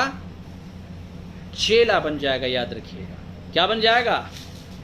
स्वर्ग के राज्य का चेला बन जाएगा। जगह तो वही दे सकता है मेरे प्रियो। सो मसीह परमेश्वर के पुत्र के समान अपने घर का क्या है? अधिकारी है। याद रखिएगा, किसका अधिकारी है मेरे प्रियो? अपने घर का अधिकारी है। और बाइबल क्या बताती है? उसका घर हम हैं। कैसा अधिकारी है मेरे प्रियो? ये अधिकार सुनिएगा ध्यान से, मैं आपको बताना चाहता हूं। आप निकालें रोमियो की किताब, रोमियो 13, सुनिएगा ध्यान से, 13 का 1, ध्यान से सुनिएगा। हर एक व्यक्ति शासकीय अधिकारियों के अधीन रहे। हाँ, क्योंकि कोई अधिकार ऐसा नहीं जो परमेश्वर की ओर से न हो। संसारिक अधिकार भी, ठीक है मेरे प्रियो, ध्यान सुनिएगा। और आगे, और जो अधिकार हैं वे परमेश्वर के ठहराए हुए, जो अधिकार हैं वे परमेश्वर की ओर से ठहराए हुए हैं। ध्यान से समझिएगा। और इसलिए जो कोई अधिकार का विरोध करता है, जो कोई अधिकार का विरोध करता है, वह परमेश्वर की विधि का सामना करता है। परमेश्वर की विधि का सामना करता है मेरे प्रियो। और सामना करने वाले दंड पाएंगे। आप समझ रहे हैं मेरे प्रियो? अगर परमेश्वर ने, ध्यान से समझिएगा, किसी को अधिकारी बना करके नियुक्त किया है, अधिकार दिया है मेरे प्रियो, जैसे प्रभु यीशु मसीह ने अपने चेलों को भी क्या दिया? अधिकार दिया, प्रेरित बना करके भेजा। परमेश्वर का वचन ये बोलता है मेरे प्रियो कि यदि कोई अधिकार का विरोध करता है तो वह परमेश्वर की विधि का क्या करता है? सामना करता है, और सामना करने वाले दंड पाएंगे, और सामना करने वालों को दंड मिलेगा मेरे प्रियो, आप याद रखिएगा। सो मसीह परमेश्वर के पुत्र के समान परमेश्वर के घर का अधिकारी है, उसको यह अधिकार दे दीजिए, क्योंकि अधिकारी वो है। आप समझ रहे हैं मेरे प्रियो? अधिकारी वो है, उसको अधिकार दे दीजिए। और अगर मसीह को आप उसका पूरा अधिकार प्रदान नहीं करेंगे तो मैं आपको बताना चाहता हूं कि आप परमेश्वर का सामना करने वाले ठहरेंगे, आप परमेश्वर से युद्ध करने वाले, लड़ाई करने वाले ठहरेंगे। और मैं आपको यह बताना चाहता हूं कि परमेश्वर से मनुष्य कभी युद्ध कर नहीं सकता। और यदि हम ऐसे हैं सामना करने वाले, यदि हम अधिकार को नहीं मानते, परमेश्वर के भेजे हुओं के अधिकार को नहीं मानते, परमेश्वर के पुत्र के पास जो उसके घर का अधिकार परमेश्वर ने दिया है, यदि हम उसे उसके अधिकार से वंचित रखते हैं, इस देह के ऊपर यदि हम उसको अधिकार नहीं देते मेरे प्रियो, तो याद रखिएगा हम परमेश्वर की विधि का सामना करने वाले ठहरेंगे। और मैं आपको बता देता हूं कि जो कोई भी इस रीति के आधार पर परमेश्वर की विधि का सामना करेगा, सामना करने वाला व्यक्ति दंडित होगा मेरे प्रिय। आप समझ रहे हैं मेरे प्रिय? इसलिए याद रखिएगा कि देह, ध्यान से समझिएगा, देह जो है वो परमेश्वर के लिए है। किसके लिए है? कुरिन्थियों के लोगों को पौलुस क्या बताता है मेरे प्रियो? निकालिए पहला कुरिन्थियों 3, सुनिएगा ध्यान से, 3 का 16 पढ़ें।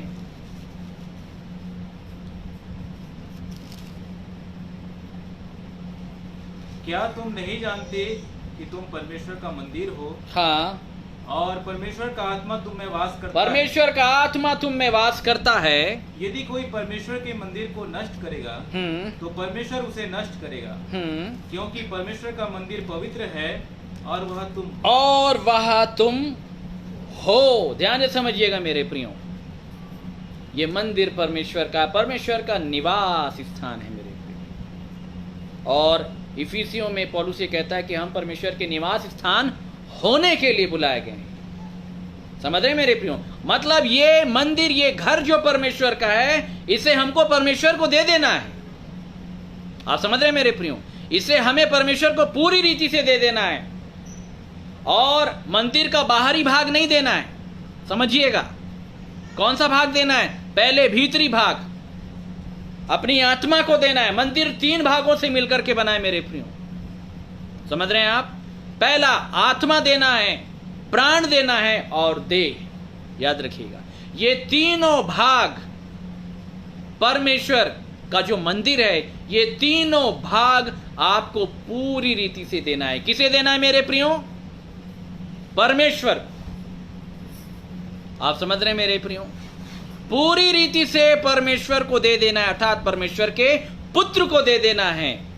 क्योंकि परमेश्वर ने अपने घर की मरम्मत के लिए, मंदिर के नव निर्माण के लिए पूरा अधिकार परमेश्वर ने अपने पुत्र को दे करके भेजा है। और ये मंदिर कैसा है मेरे प्रियो? हमारा विषय याद आपको आरंभ होगा जो दूसरे इतिहास से हम लगातार स्मरण कर रहे थे। दूसरा इतिहास 28, माफ कीजिएगा 29, सुनिएगा ध्यान से। हम भी यही काम करना चाह रहे हैं मेरे प्रियो, आप तक ये संदेश के माध्यम से, जो उस समय के लोग कर रहे थे, परमेश्वर के चुने हुए लोग। सुनिएगा दूसरा इतिहास 29वां अध्याय, सुनिएगा ध्यान से, उसका 3रा पद।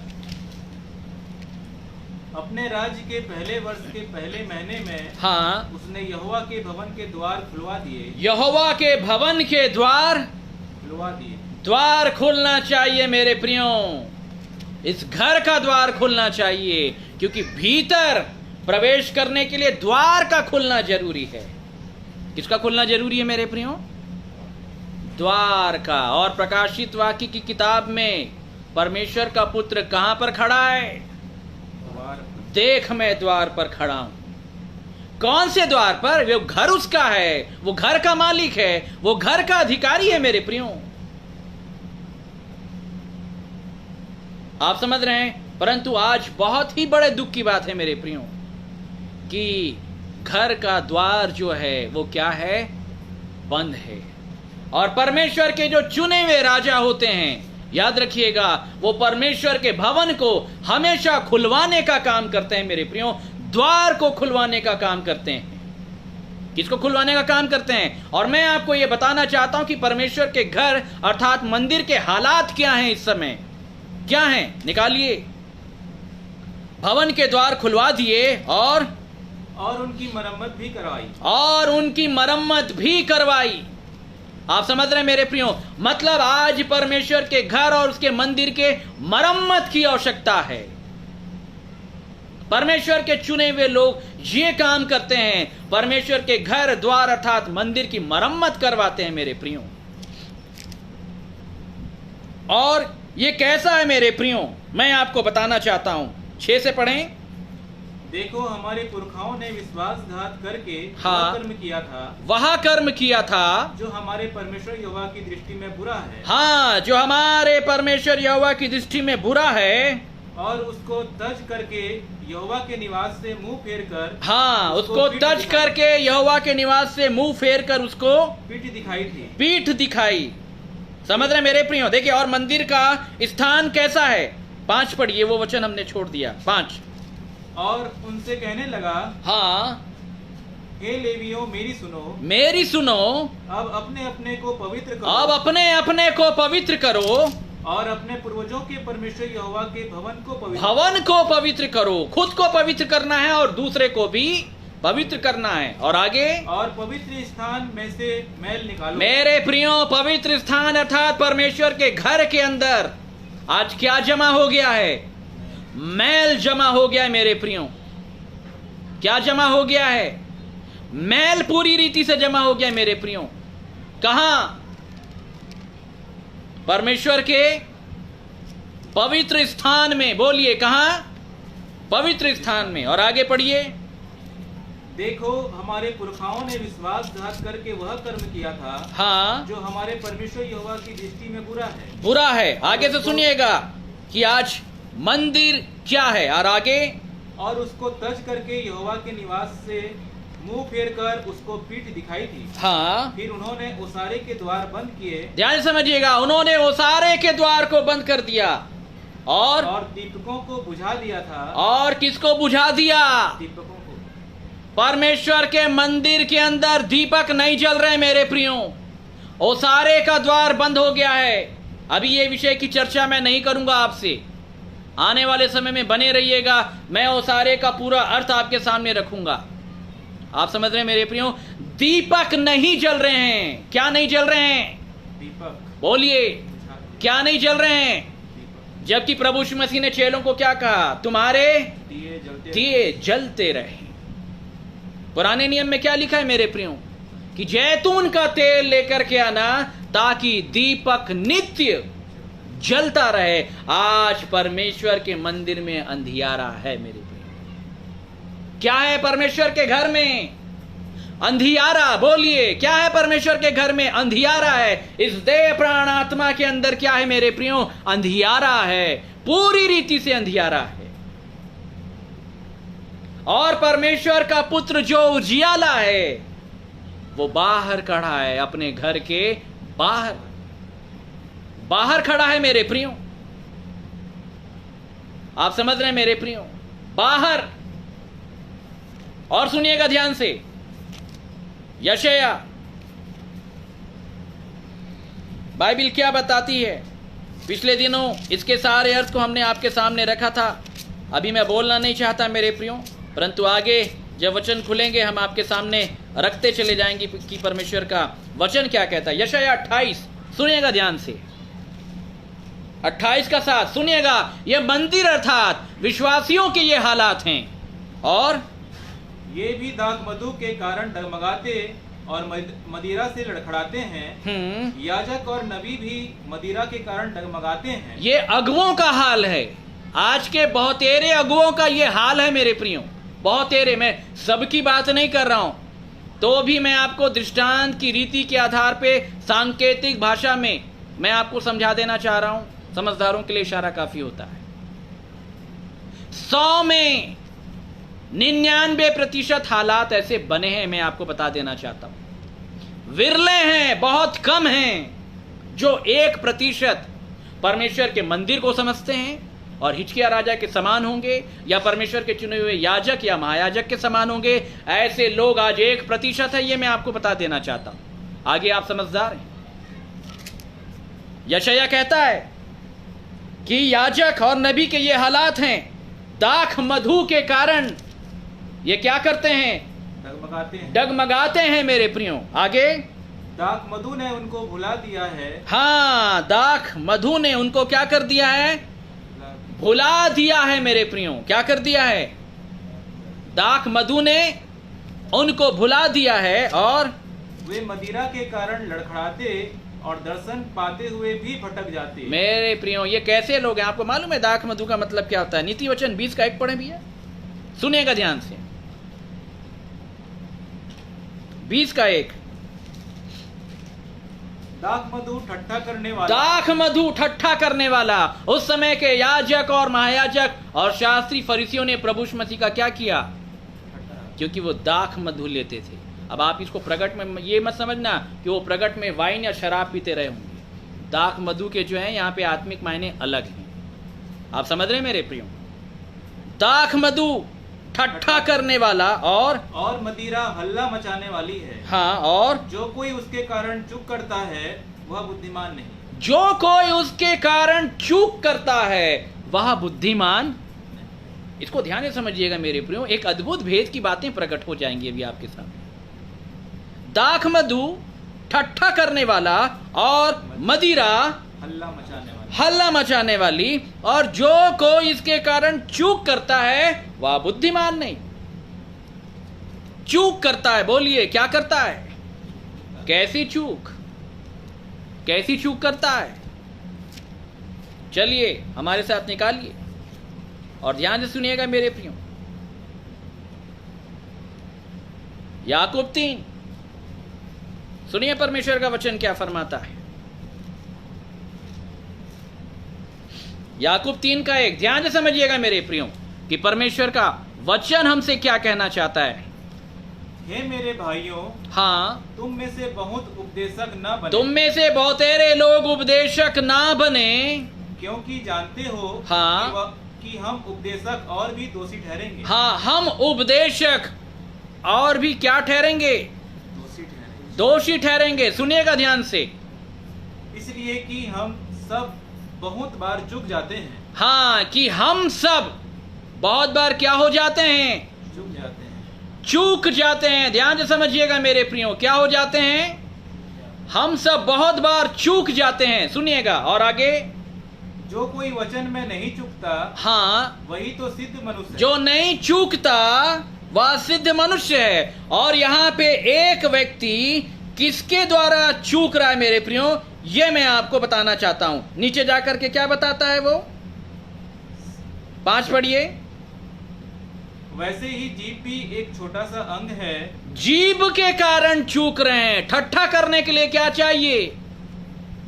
बोलिए क्या चाहिए? जीभ। हल्ला मचाने के लिए क्या चाहिए? जीभ। दोष लगाने के लिए क्या चाहिए? जीभ। परमेश्वर के विरोध में बातें करने के लिए क्या चाहिए? जीभ। इसका मतलब समझ रहे हैं मेरे प्रियो? याजक, महायाजक, नबी क्यों चूक रहे हैं? जीभ के कारण। क्यों? क्योंकि बाइबल ये बताती है कि उनको जीभ का उपयोग करना आता नहीं है। आप समझ रहे हैं मेरे प्रियो? और आज के बहुतेरे जो अगवे लोग हैं उन्हें भी जीभ का उपयोग मालूम नहीं मेरे प्रियो कि जीभ का उपयोग कैसे किया जाता है। क्योंकि बाइबल ये बताती है कि जो उसको काम में लाना जानता है वह उसका फल भोगेगा, और जो काम में लाना नहीं जानता, याद रखिएगा, ये आपकी जीभ जिससे आप दूसरे को दोषी ठहरा रहे हैं ना कि वो गलत है, तो याद रखिएगा वो आपकी जीभ पहले आपको दोषी ठहरा रही है मेरे प्रियो। ऐसा कहकर आप अपने देह के ऊपर कलंक और दोष लगा रहे हैं, आपको मालूम नहीं है मेरे प्रियो। और इसलिए बाइबल बोलती है परमेश्वर पिता की महिमा के लिए हर एक जीभ का अंगीकार करना जरूरी है। किसका अंगीकार करना? जीभ का। और यहां समस्या यह है यशायाह 28 में कि याजक और नबी भी अपने जीभ के द्वारा उसका अंगीकार नहीं कर पा रहे हैं पूरी रीति से। इस जीभ का सदुपयोग नहीं जानते हैं मेरे प्रियो कि जीभ को बलिदान कैसे चढ़ाया जाता है। जीभ को बलिदान चढ़ाना पड़ेगा मेरे प्रियो। क्या समझते हैं हम? ऐसे ही कोई परमेश्वर का सेवक नहीं बन सकता मेरे प्रियो। यहां शिकायत की गई है कि ये भी दाख मधु के कारण डगमगाते हैं। मतलब ये पूरा जो विषय है जीव के ऊपर केंद्रित है। ये कुछ भी बात करते हैं मेरे प्रियो, ये कुछ भी कहते हैं जिससे एक विश्वासी को ठोकर लग जाती है मेरे प्रियो, जिससे एक विश्वासी को दिशा निर्देश सही नहीं मिलता कि परमेश्वर के पीछे कैसे चला जाए, परमेश्वर के मंदिर को कैसे साफ करना है, उसका सही दिशा निर्देश इनके पास नहीं है मेरे प्रियो। वरन इनकी भी दशा यह है कि ये दाख मधु पी करके मतवाले हो चुके हैं।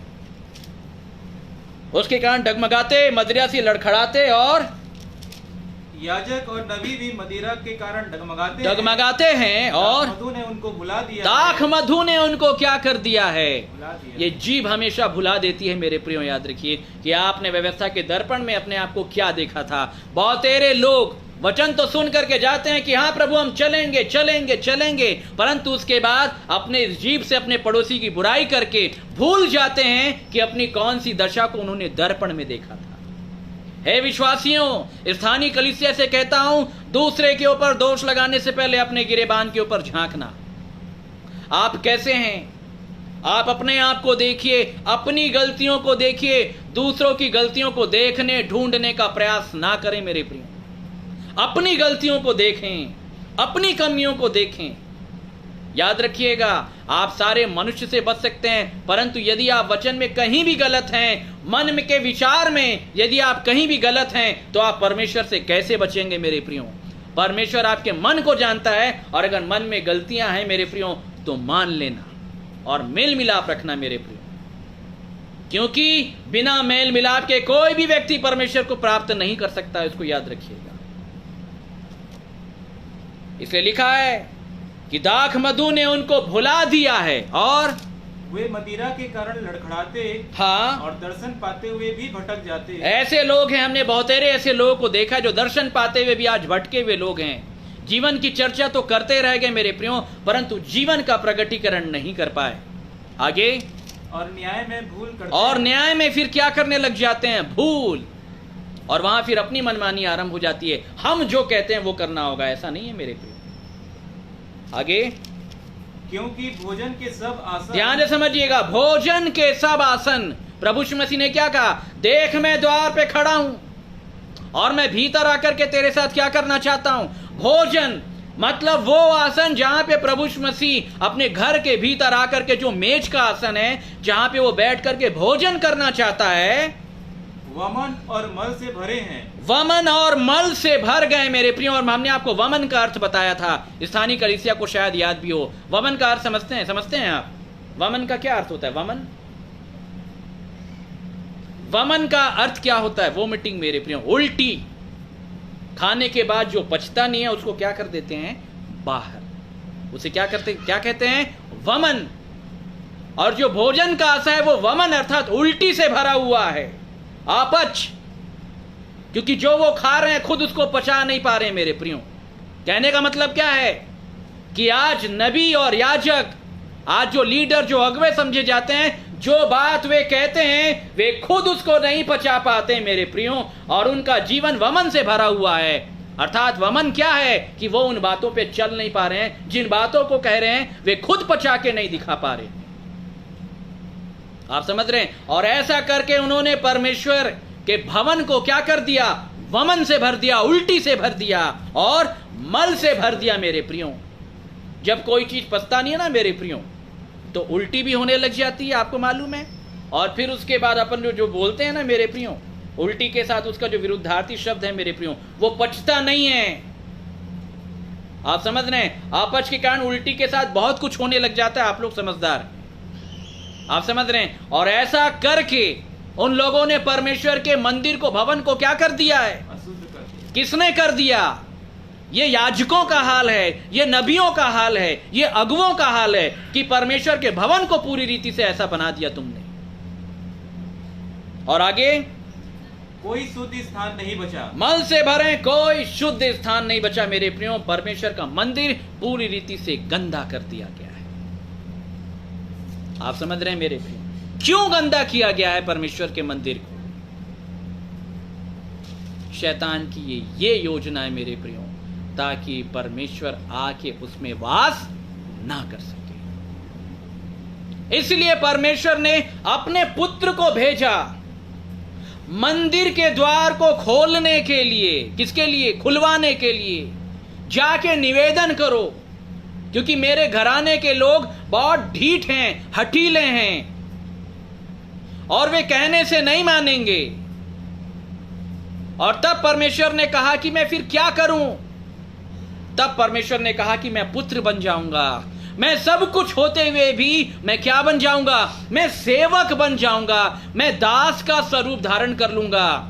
और मुझे ये उम्मीद है कि बहुत समय तक मैं अपने घर, अपना मंदिर जो कि मेरा है, जिसका अधिकारी मैं हूं, मैं उसको खटखटाता रहूंगा। और अंततः एक दिन मेरे बेटे और बेटियां मेरे आवाज को सुनेंगे। जो कोई मेरा शब्द सुनकर द्वार को खोल देगा, मैं भीतर आके भोजन करूंगा। मेरे प्रियो, भोजन के स्थान से उस मल को प्रभु यीशु मसीह परमेश्वर का पुत्र साफ करेगा। वो ऐसा सफाई कर्मी है, इतना छोटा बन करके आया है। क्या समझते हैं मेरे प्रियो? यह है उसका प्रेम।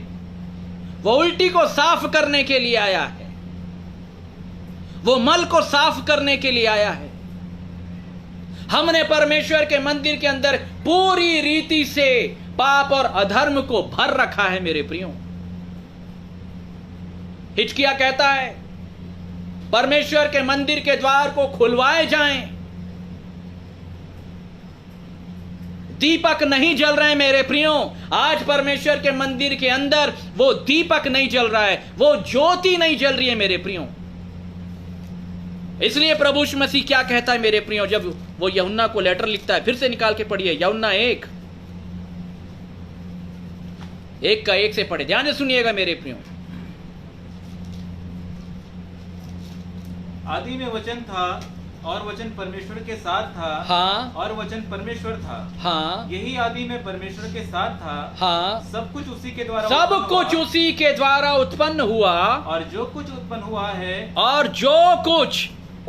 हुआ है उसमें से कोई भी वस्तु उसके बिना उत्पन्न नहीं हुई। वो सब वस्तुओं का अधिकारी है। आगे, उसमें जीवन था और वह जीवन मनुष्यों की ज्योति था मेरे प्रियो। मतलब वो ज्योति परमेश्वर के भवन की ज्योति है, परमेश्वर के घर की ज्योति है, परमेश्वर के भवन की ज्योति है मेरे प्रियो। और आगे, ज्योति अंधकार में चमकती है और अंधकार ने उसे ग्रहण। ज्योति अंधकार में चमकना चाहती है तुम्हारे अंदर, अर्थात तुम जो परमेश्वर के घर और जो मंदिर हो, तुम्हारे अंदर जो अंधकार भरा हुआ है, वो प्रभु यीशु मसीह सेवक के समान बन के, दिए के समान बन करके अंदर आना चाहता है। मुझे स्थान दे दो। मैं अंधियारे स्थान में क्या देना चाहता हूं? प्रकाश। क्या देना चाहता हूं? प्रकाश। वो प्रकाश देने के लिए मिन्नतें कर रहा है मेरे प्रियो। आपको मालूम है मेरे प्रियो, अभी हम एक आधुनिक युग में रहते हैं। पिछले समय में ऐसे प्रकाश नहीं थे, ऐसे एलईडी लाइट्स और बल्ब्स नहीं थे मेरे प्रियो। उस समय हम दिए की रोशनी में रहते थे। आप समझ रहे मेरे प्रियो? अभी आधुनिक युग में जब बिजली हमारे घर से चली जाती है, ऑफ हो जाती है, करंट नहीं होता है, तो घर में अंधकार होता है। और जैसे ही घर में अंधकार होता है मेरे प्रियो, हम तुरंत इलेक्ट्रिसिटी ऑफिस के पास हम फोन लगाते हैं। भैया बिजली कब आएगी, कब आएगी, कब आएगी। हम तड़पते रहते हैं कि कब हमारे घर के अंदर प्रकाश हो। और मैं आपसे पूछना चाहता हूं मेरे प्रिय, प्रकाश हमें क्यों चाहिए घर के अंदर? आप सारे लोग टाइप करके बताएं, हमें प्रकाश अपने घर के अंदर, भौतिक घर के अंदर भी क्यों चाहिए? क्योंकि जब तक प्रकाश नहीं, हम अपने घर का कोई भी काम नहीं कर सकते मेरे प्रियो। काम करने के लिए हमें प्रकाश चाहिए मेरे प्रियो। पौलुस क्या कहता है? इच्छा तो मुझ में है परंतु भले काम मुझसे बन नहीं पड़ते हैं, क्योंकि वह उस समय अंधकार में है। किसमें है? पूरी रीति से प्रकाश की प्राप्ति उसे नहीं हुई है। आप समझ रहे हैं मेरे प्रियो? बाइबिल क्या बोलती है, क्या बताती है बाइबिल? कि यदि कोई प्रकाश में चले, यानी समझिएगा, अगर वो दौड़ भी लगाए तो वह ठोकर, क्योंकि प्रकाश में चलता है। किस में चलता है? और जिनके जीवन में अंधकार है वो तो चल भी नहीं सकते, दौड़ना तो बहुत दूर की बात है मेरे प्रियो। आज लोग परमेश्वर के वचन पर इसलिए नहीं चल पा रहे हैं, बाइबिल जो बोलती है, जो कहती है, वो काम इसलिए नहीं कर पा रहे मेरे प्रियो, क्योंकि उनका जो जीवन है वो अंधकार से भरा हुआ है। वो इस भेद को आज तक नहीं समझ पाए कि वो जो परमेश्वर के मंदिर हैं, वो जो परमेश्वर के घर हैं, इस घर के अंदर अंधियारा विराजमान है। और केवल अंधकार नहीं, बाइबिल बताती है घोर अंधकार। कैसा अंधकार? घोर अंधकार मेरे प्रिय। शैतान पूरी रीति से जो घोर अंधकार है वो वास किया हुआ है। आप समझ रहे हैं मेरे प्रिय? और बाइबिल ये बोलती है कि वो जीवन की ज्योति अंधकार में चमकना चाहती है। और जब वो अपने घर आकर के एक ज्योति के रूप में दस्तक दे रहा है, वहां पे जो विषय लिखा है ना मेरे प्रियो, कि वो जब अपने घर आया और दस्तक दिया, द्वार को खटखटाया, उस समय प्रभु यीशु मसीह किसके समान है मेरे प्रियो? सेवक के समान है। वो अधिकारी बन के नहीं आया मेरे प्रियो, वह सेवक बन करके आया। सेवक बनने के कारण वह अधिकारी ठहरा दिया गया। और अगर अधिकारी बन करके अगर आता ना मेरे प्रियो, सेवक बन करके नहीं आता, तो मैं आपको बताना चाहता हूं कि यदि आप किसी दूसरे के मकान में रहते हैं, तो जब मकान मालिक आएगा, अगर आप द्वार नहीं खोलेंगे तो इतना सामर्थ्य है कि वो द्वार को तोड़ करके अंदर आकर के आपको घर से बेदखल कर सकता है। परंतु प्रभु यीशु मसीह वो रूप लेकर के नहीं आया है मेरे प्रिय, वो सेवक का रूप लेकर के आया है। किसका रूप लेकर के आया है? सेवक का रूप लेकर के आया है मेरे प्रियो। और सेवक का रूप लेकर के, धर करके, आ करके मेरे प्रियो, मंदिर के बाहर वो खड़ा है, परमेश्वर के घर के बाहर खड़ा है और विनम्रता के साथ ये निवेदन कर रहा है, द्वार खोल दो। मैं भीतर आकर के तुम्हारे साथ क्या करना चाहता हूं? भोजन करना चाहता हूं मेरे प्रियो। जो हमने पढ़ा है प्रकाशित वाक्य की किताब में जो लिखा है, मैं भोजन करना चाहता हूं। और यूहन्ना 4:34 में प्रभु यीशु मसीह के भोजन के विषय में लिखा है मेरे प्रियो। जो लोग नए हैं मैं उनके लिए ये वचन पढ़वा देता हूं, ध्यान से सुनिएगा। यूहन्ना 4:33, ध्यान से सुनिएगा। भोजन के मायने क्या हैं? तब चेलों ने आपस में कहा, क्या कोई उसके लिए कुछ खाने को लाया है? यीशु ने उनसे कहा, मेरा भोजन यह है कि अपने भेजने वाले की इच्छा के अनुसार चलूं और उसका काम पूरा करूं। मेरा भोजन यह है कि अपने भेजने वाले की इच्छा के अनुसार चलूं और उसका काम पूरा करूं। वो ये करना चाहता है। वो अंदर आके क्या भोजन करना चाह रहा है मेरे प्रिय? क्या खाना चाह रहा है? उसका भोजन यही है, परमेश्वर की इच्छा और काम को पूरा करना चाहता है आपके जीवन। और अगर आप ये चाहते हैं कि परमेश्वर की इच्छा और काम आपके जीवन में पूरा होने पाए, आप परमेश्वर की इच्छा पे चलना चाहते हैं, उसके काम को पूरा करना चाहते हैं, तो ही आप इस द्वार को खोल करके प्रभु यीशु मसीह को न्योता दे सकते हैं भीतर आने के लिए मेरे प्रिय। और अगर नहीं तो याद रखिए, जो लोग अपनी इच्छा, अपनी मनमानी कर रहे हैं, उन लोगों ने द्वार बंद करके रखा है। जो लोग अपनी इच्छा से बाइबिल को समझ रहे हैं, उन लोगों ने द्वार को बंद करके रखा है। किन लोगों ने द्वार को बंद करके रखा? घर के द्वार को। किन का घर पूरी रीति से बन नहीं पाया? जिन लोगों ने मसीह के वचन को अपने हृदय में बसने के लिए अंगीकार नहीं किया मेरे प्रिय। जो लोग कर्म कांड के ऊपर भरोसा करने वाले लोग थे, उन लोगों ने परमेश्वर का पुत्र जो उसके घर का अधिकारी था उसको बाहर रखा। कहीं हम भी ऐसे तो नहीं। मेरे प्रियो, आज वो अंगीकार का समय। मान लीजिए कि हे प्रभु, मैंने व्यवस्था के कामों के ऊपर तो भरोसा रखा जैसे फरीसी लोग रखते थे, मंदिर जाना, प्रार्थना करना, उपवास करना, दशमांश देना, परंतु मैं आज तक स्थिर नहीं हो पाया प्यारे प्रभु जी, क्योंकि कहीं ना कहीं आपके पुत्र के वास्तविक भेद की बातों से मैं अनजान रहा या अनजान रही। और अगर आज तक अब तक स्थिर नहीं हो पाए मेरे प्रियो, तो अपना जीवन परमेश्वर को दे देना, क्योंकि जब वो इस घर का अधिकारी होकर के घर के अंदर विराजमान होगा, याद रखिएगा, तभी ये घर स्थिर बनेगा मेरे प्रियो, याद रखिएगा। उससे पहले ये घर स्थिर और ये मजबूत नहीं हो सकता मेरे प्रियो। मसीह को अधिकार देने की आवश्यकता है। क्या आप अधिकार देंगे मेरे प्रियो? एक ऐसा परमेश्वर का भवन, ये जो मंदिर है जो अंधकार से भरा हुआ है मेरे प्रियो, वहां पे एक सच्ची ज्योति आपको प्रकाशित करने के लिए आना चाहती है। क्या आप उस ज्योति को स्थान देंगे? प्रभु यीशु मसीह क्या कहता है? मैं इस जगत में ज्योति होकर के आया। मैं पहले बार बार ये समझता था मेरे प्रियो, बार बार मैं ये कहता था, प्रभु आप ऐसा क्यों कहते हैं? आप तो ज्योति हैं, तो ज्योति होकर आया हूं। परंतु बाद में ये विषय समझ में आया, ज्योति होकर के आया हूं अर्थात छोटी ज्योति के रूप में आया हूं, दिए के रूप में आया हूं, बहुत छोटा बन करके आया हूं। मैं परमेश्वर के घर, उसके मंदिर के अंदर निवास करने के लिए आया हूं, ताकि अंधियारे परमेश्वर के मंदिर के अंदर मैं एक परमेश्वर के उजियाले का नमूना छोटा बन करके पेश कर सकूं। वो ऐसा सेवक था मेरे प्रिय, जो सब कुछ होते हुए भी उसने अपने आप को दास बना दिया। परमेश्वर का स्वरूप था, परंतु उसने अपने आप को क्या बना दिया मेरे प्रियो? उसने दास बना दिया, दास बना दिया मेरे प्रियो। उसने अपने आप को दास बना दिया। कैसा दास मेरे प्रियो? जिसने जो कुछ उसके साथ चाहा वो किया। और यदि इस दास के कैरेक्टर को यदि आप समझना चाहते हैं, आप लाजर के जीवन से देख लेना मेरे प्रिय, लाजर के जीवन से देख लीजिएगा। लाजर बाहर खड़ा रह करके धनवान व्यक्ति से कहता रह गया, द्वार खोल दे, खोल दे, खोल दे, मैं भीतर आके दया करना चाहता हूं। परंतु वो धनवान व्यक्ति कुछ नहीं कर पाया। उसके धनवान व्यक्ति द्वार नहीं खोला। ये धनवान कौन है? बाइबल में धनवान शब्द विश्वासियों के लिए आया है, जो लोग विश्वास में अपने आप को धनी समझते हैं परंतु है नहीं। एक ऐसा धनवान जो स्थिर नहीं हो पाया, जो प्रभु यीशु मसीह ने बताया। तू सिद्ध नहीं है, विश्वास में सिद्ध नहीं हुआ है, तू गिरता रहता है, स्थिर नहीं है तेरा घर।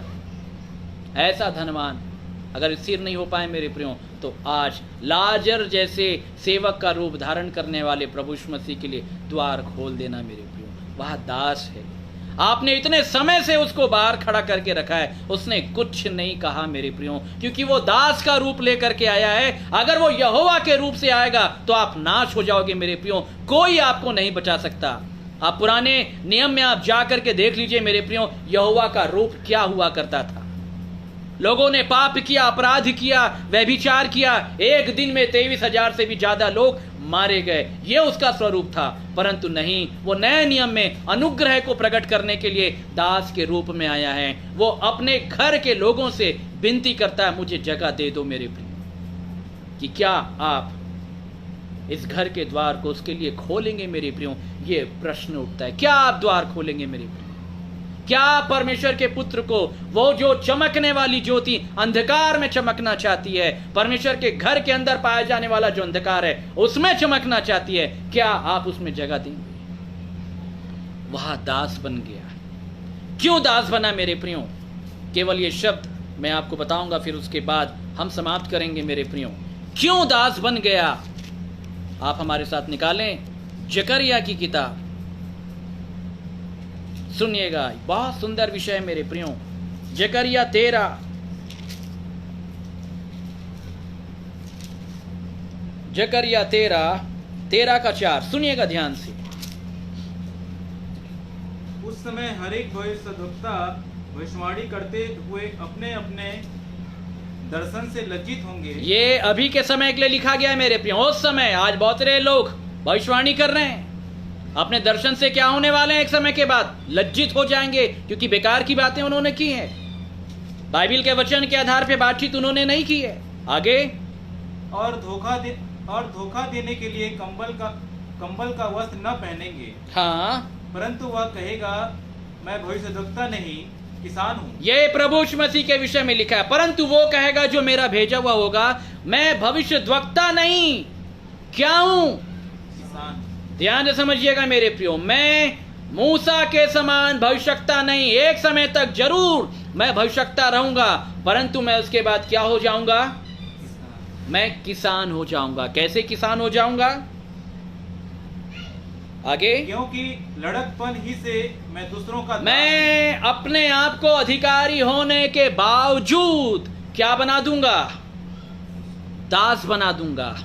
और जब मैं दास बन जाऊंगा तो मैं क्या कहलाऊंगा?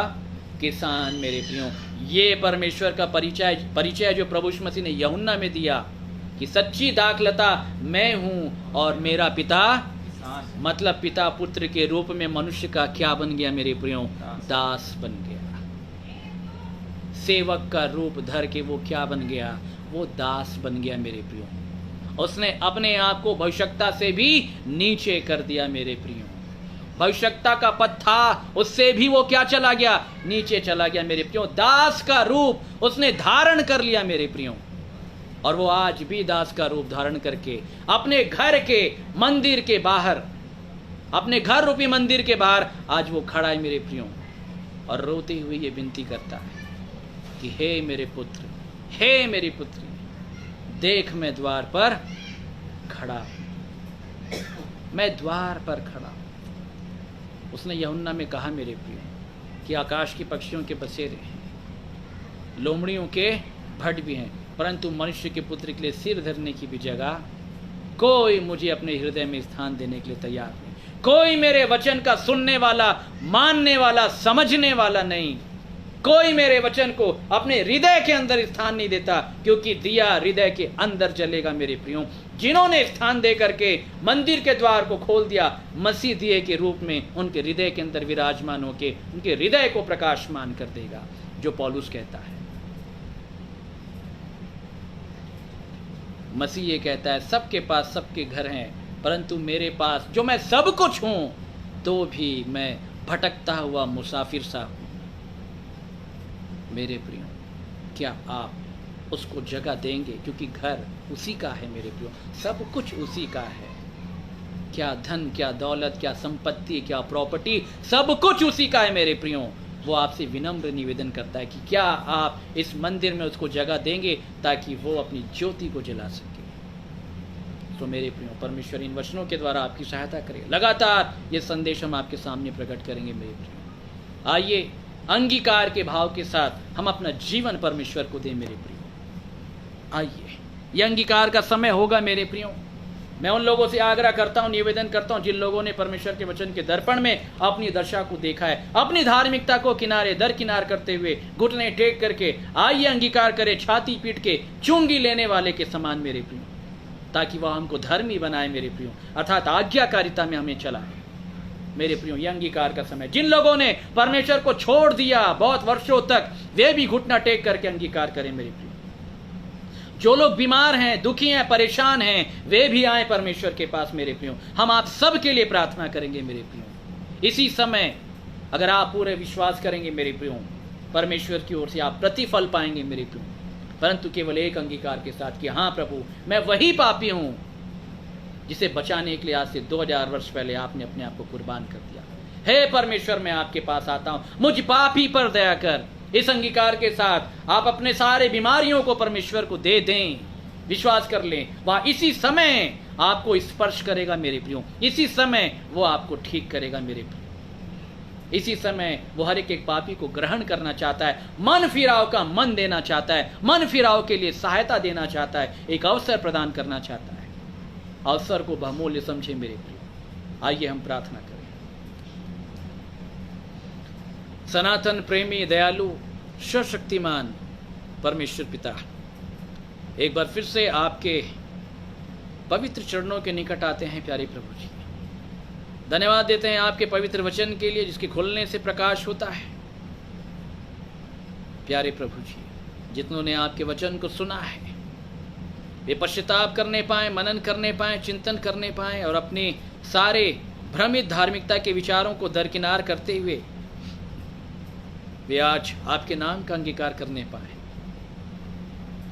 क्योंकि हमने अपनी धार्मिकता के द्वारा आज तक ये घर जो है वो सिद्ध नहीं बन सका, ये हमेशा गिरता है, उठता है, गिरता है, उठता है, क्योंकि आज तक ये घर मसीह की अधीनता में नहीं आया, क्योंकि मसीह इसके अंदर विराजमान नहीं हुआ, और इसलिए क्योंकि उस व्यक्ति ने आज तक अपने अंदर, अपने घर के अंदर जो कि मसीह का घर है, मसीह को स्थान नहीं दिया।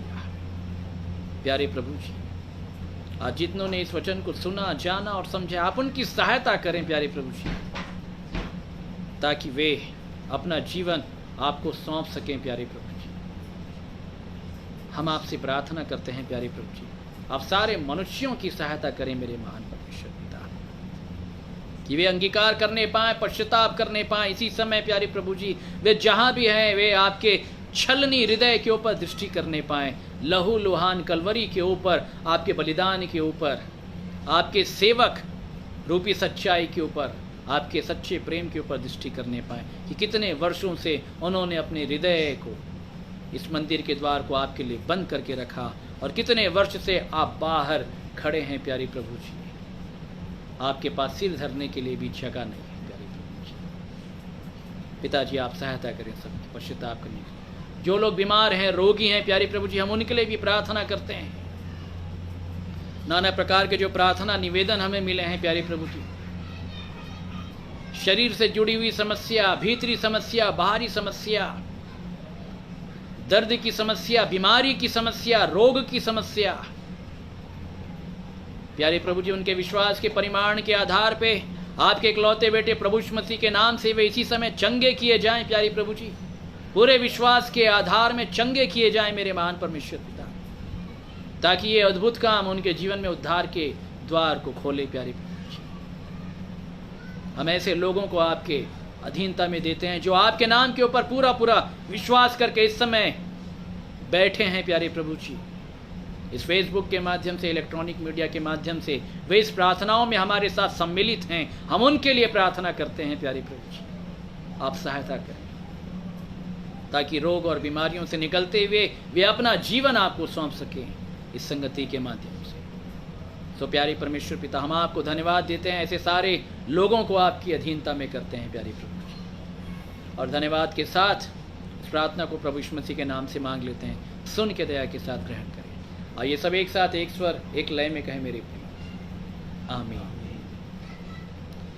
सो परमेश्वर इन सब बातों के द्वारा आप सबकी सहायता करें मेरे प्रियो, और जो लोग पूरे विश्वास के साथ उसके वचन को सुनते हैं और अपना जीवन देते हैं, वे हर एक प्रतिफल को प्राप्त करेंगे जिसको लेकर के वो परमेश्वर के सामने उपस्थित होते हैं मेरे प्रियो। सो लगातार आप हमारे साथ बने रहें मेरे प्रियो। हमारा ये संदेश आपको भ्रमित करने के लिए नहीं है मेरे प्रियो, आपके अंदर शंका उत्पन्न करने के लिए नहीं है, वरन सच्चाई से रूबरू हम आपको करवाना चाहते हैं वचन क्या कहता है मेरे प्रियो। सो यदि किसी के पास कुछ भी प्रश्न है तो आप हमसे सीधे मैसेंजर के थ्रू या व्हाट्सएप के थ्रू आप मैसेज कर सकते हैं, या आप मुझे कभी भी कॉल कर सकते हैं बेहिचक मेरे प्रियो, ये मैं आपको बताना चाहता हूँ। और तब वो हर एक द्वंद्व परमेश्वर के वचन के प्रगटीकरण के द्वारा आपके जीवन से दूर किया जाएगा मेरे प्रियो। सो मैं आप सभी का स्वागत करता हूँ, ताकि आप परमेश्वर के वचन के माध्यम से परमेश्वर की सच्चाई को जानने पाएँ, समझने पाएँ मेरे प्रियो, ताकि हम परमेश्वर के स्वर्ग के सिंहासन तक पहुंचने पाए मेरे प्रियो। जब उसके पुत्र का आगमन हो, हम उसके साथ बादलों के ऊपर उठाए जाने वालों में से एक हो सके। सो आप हमारे साथ लगातार बने रहें मेरे प्रियो, और जब जब हम लाइव आएंगे, कि कल भी हम लाइव आएंगे या नहीं आएंगे, इसकी सूचना कल हम आपके सामने रख देंगे मेरे प्रियो। सो तब तक के लिए हम आपसे अलविदा चाहते हैं। परमेश्वर का अनुग्रह आप सबके ऊपर होने पाए मेरे प्रियो। आप सभी को जय मसीह।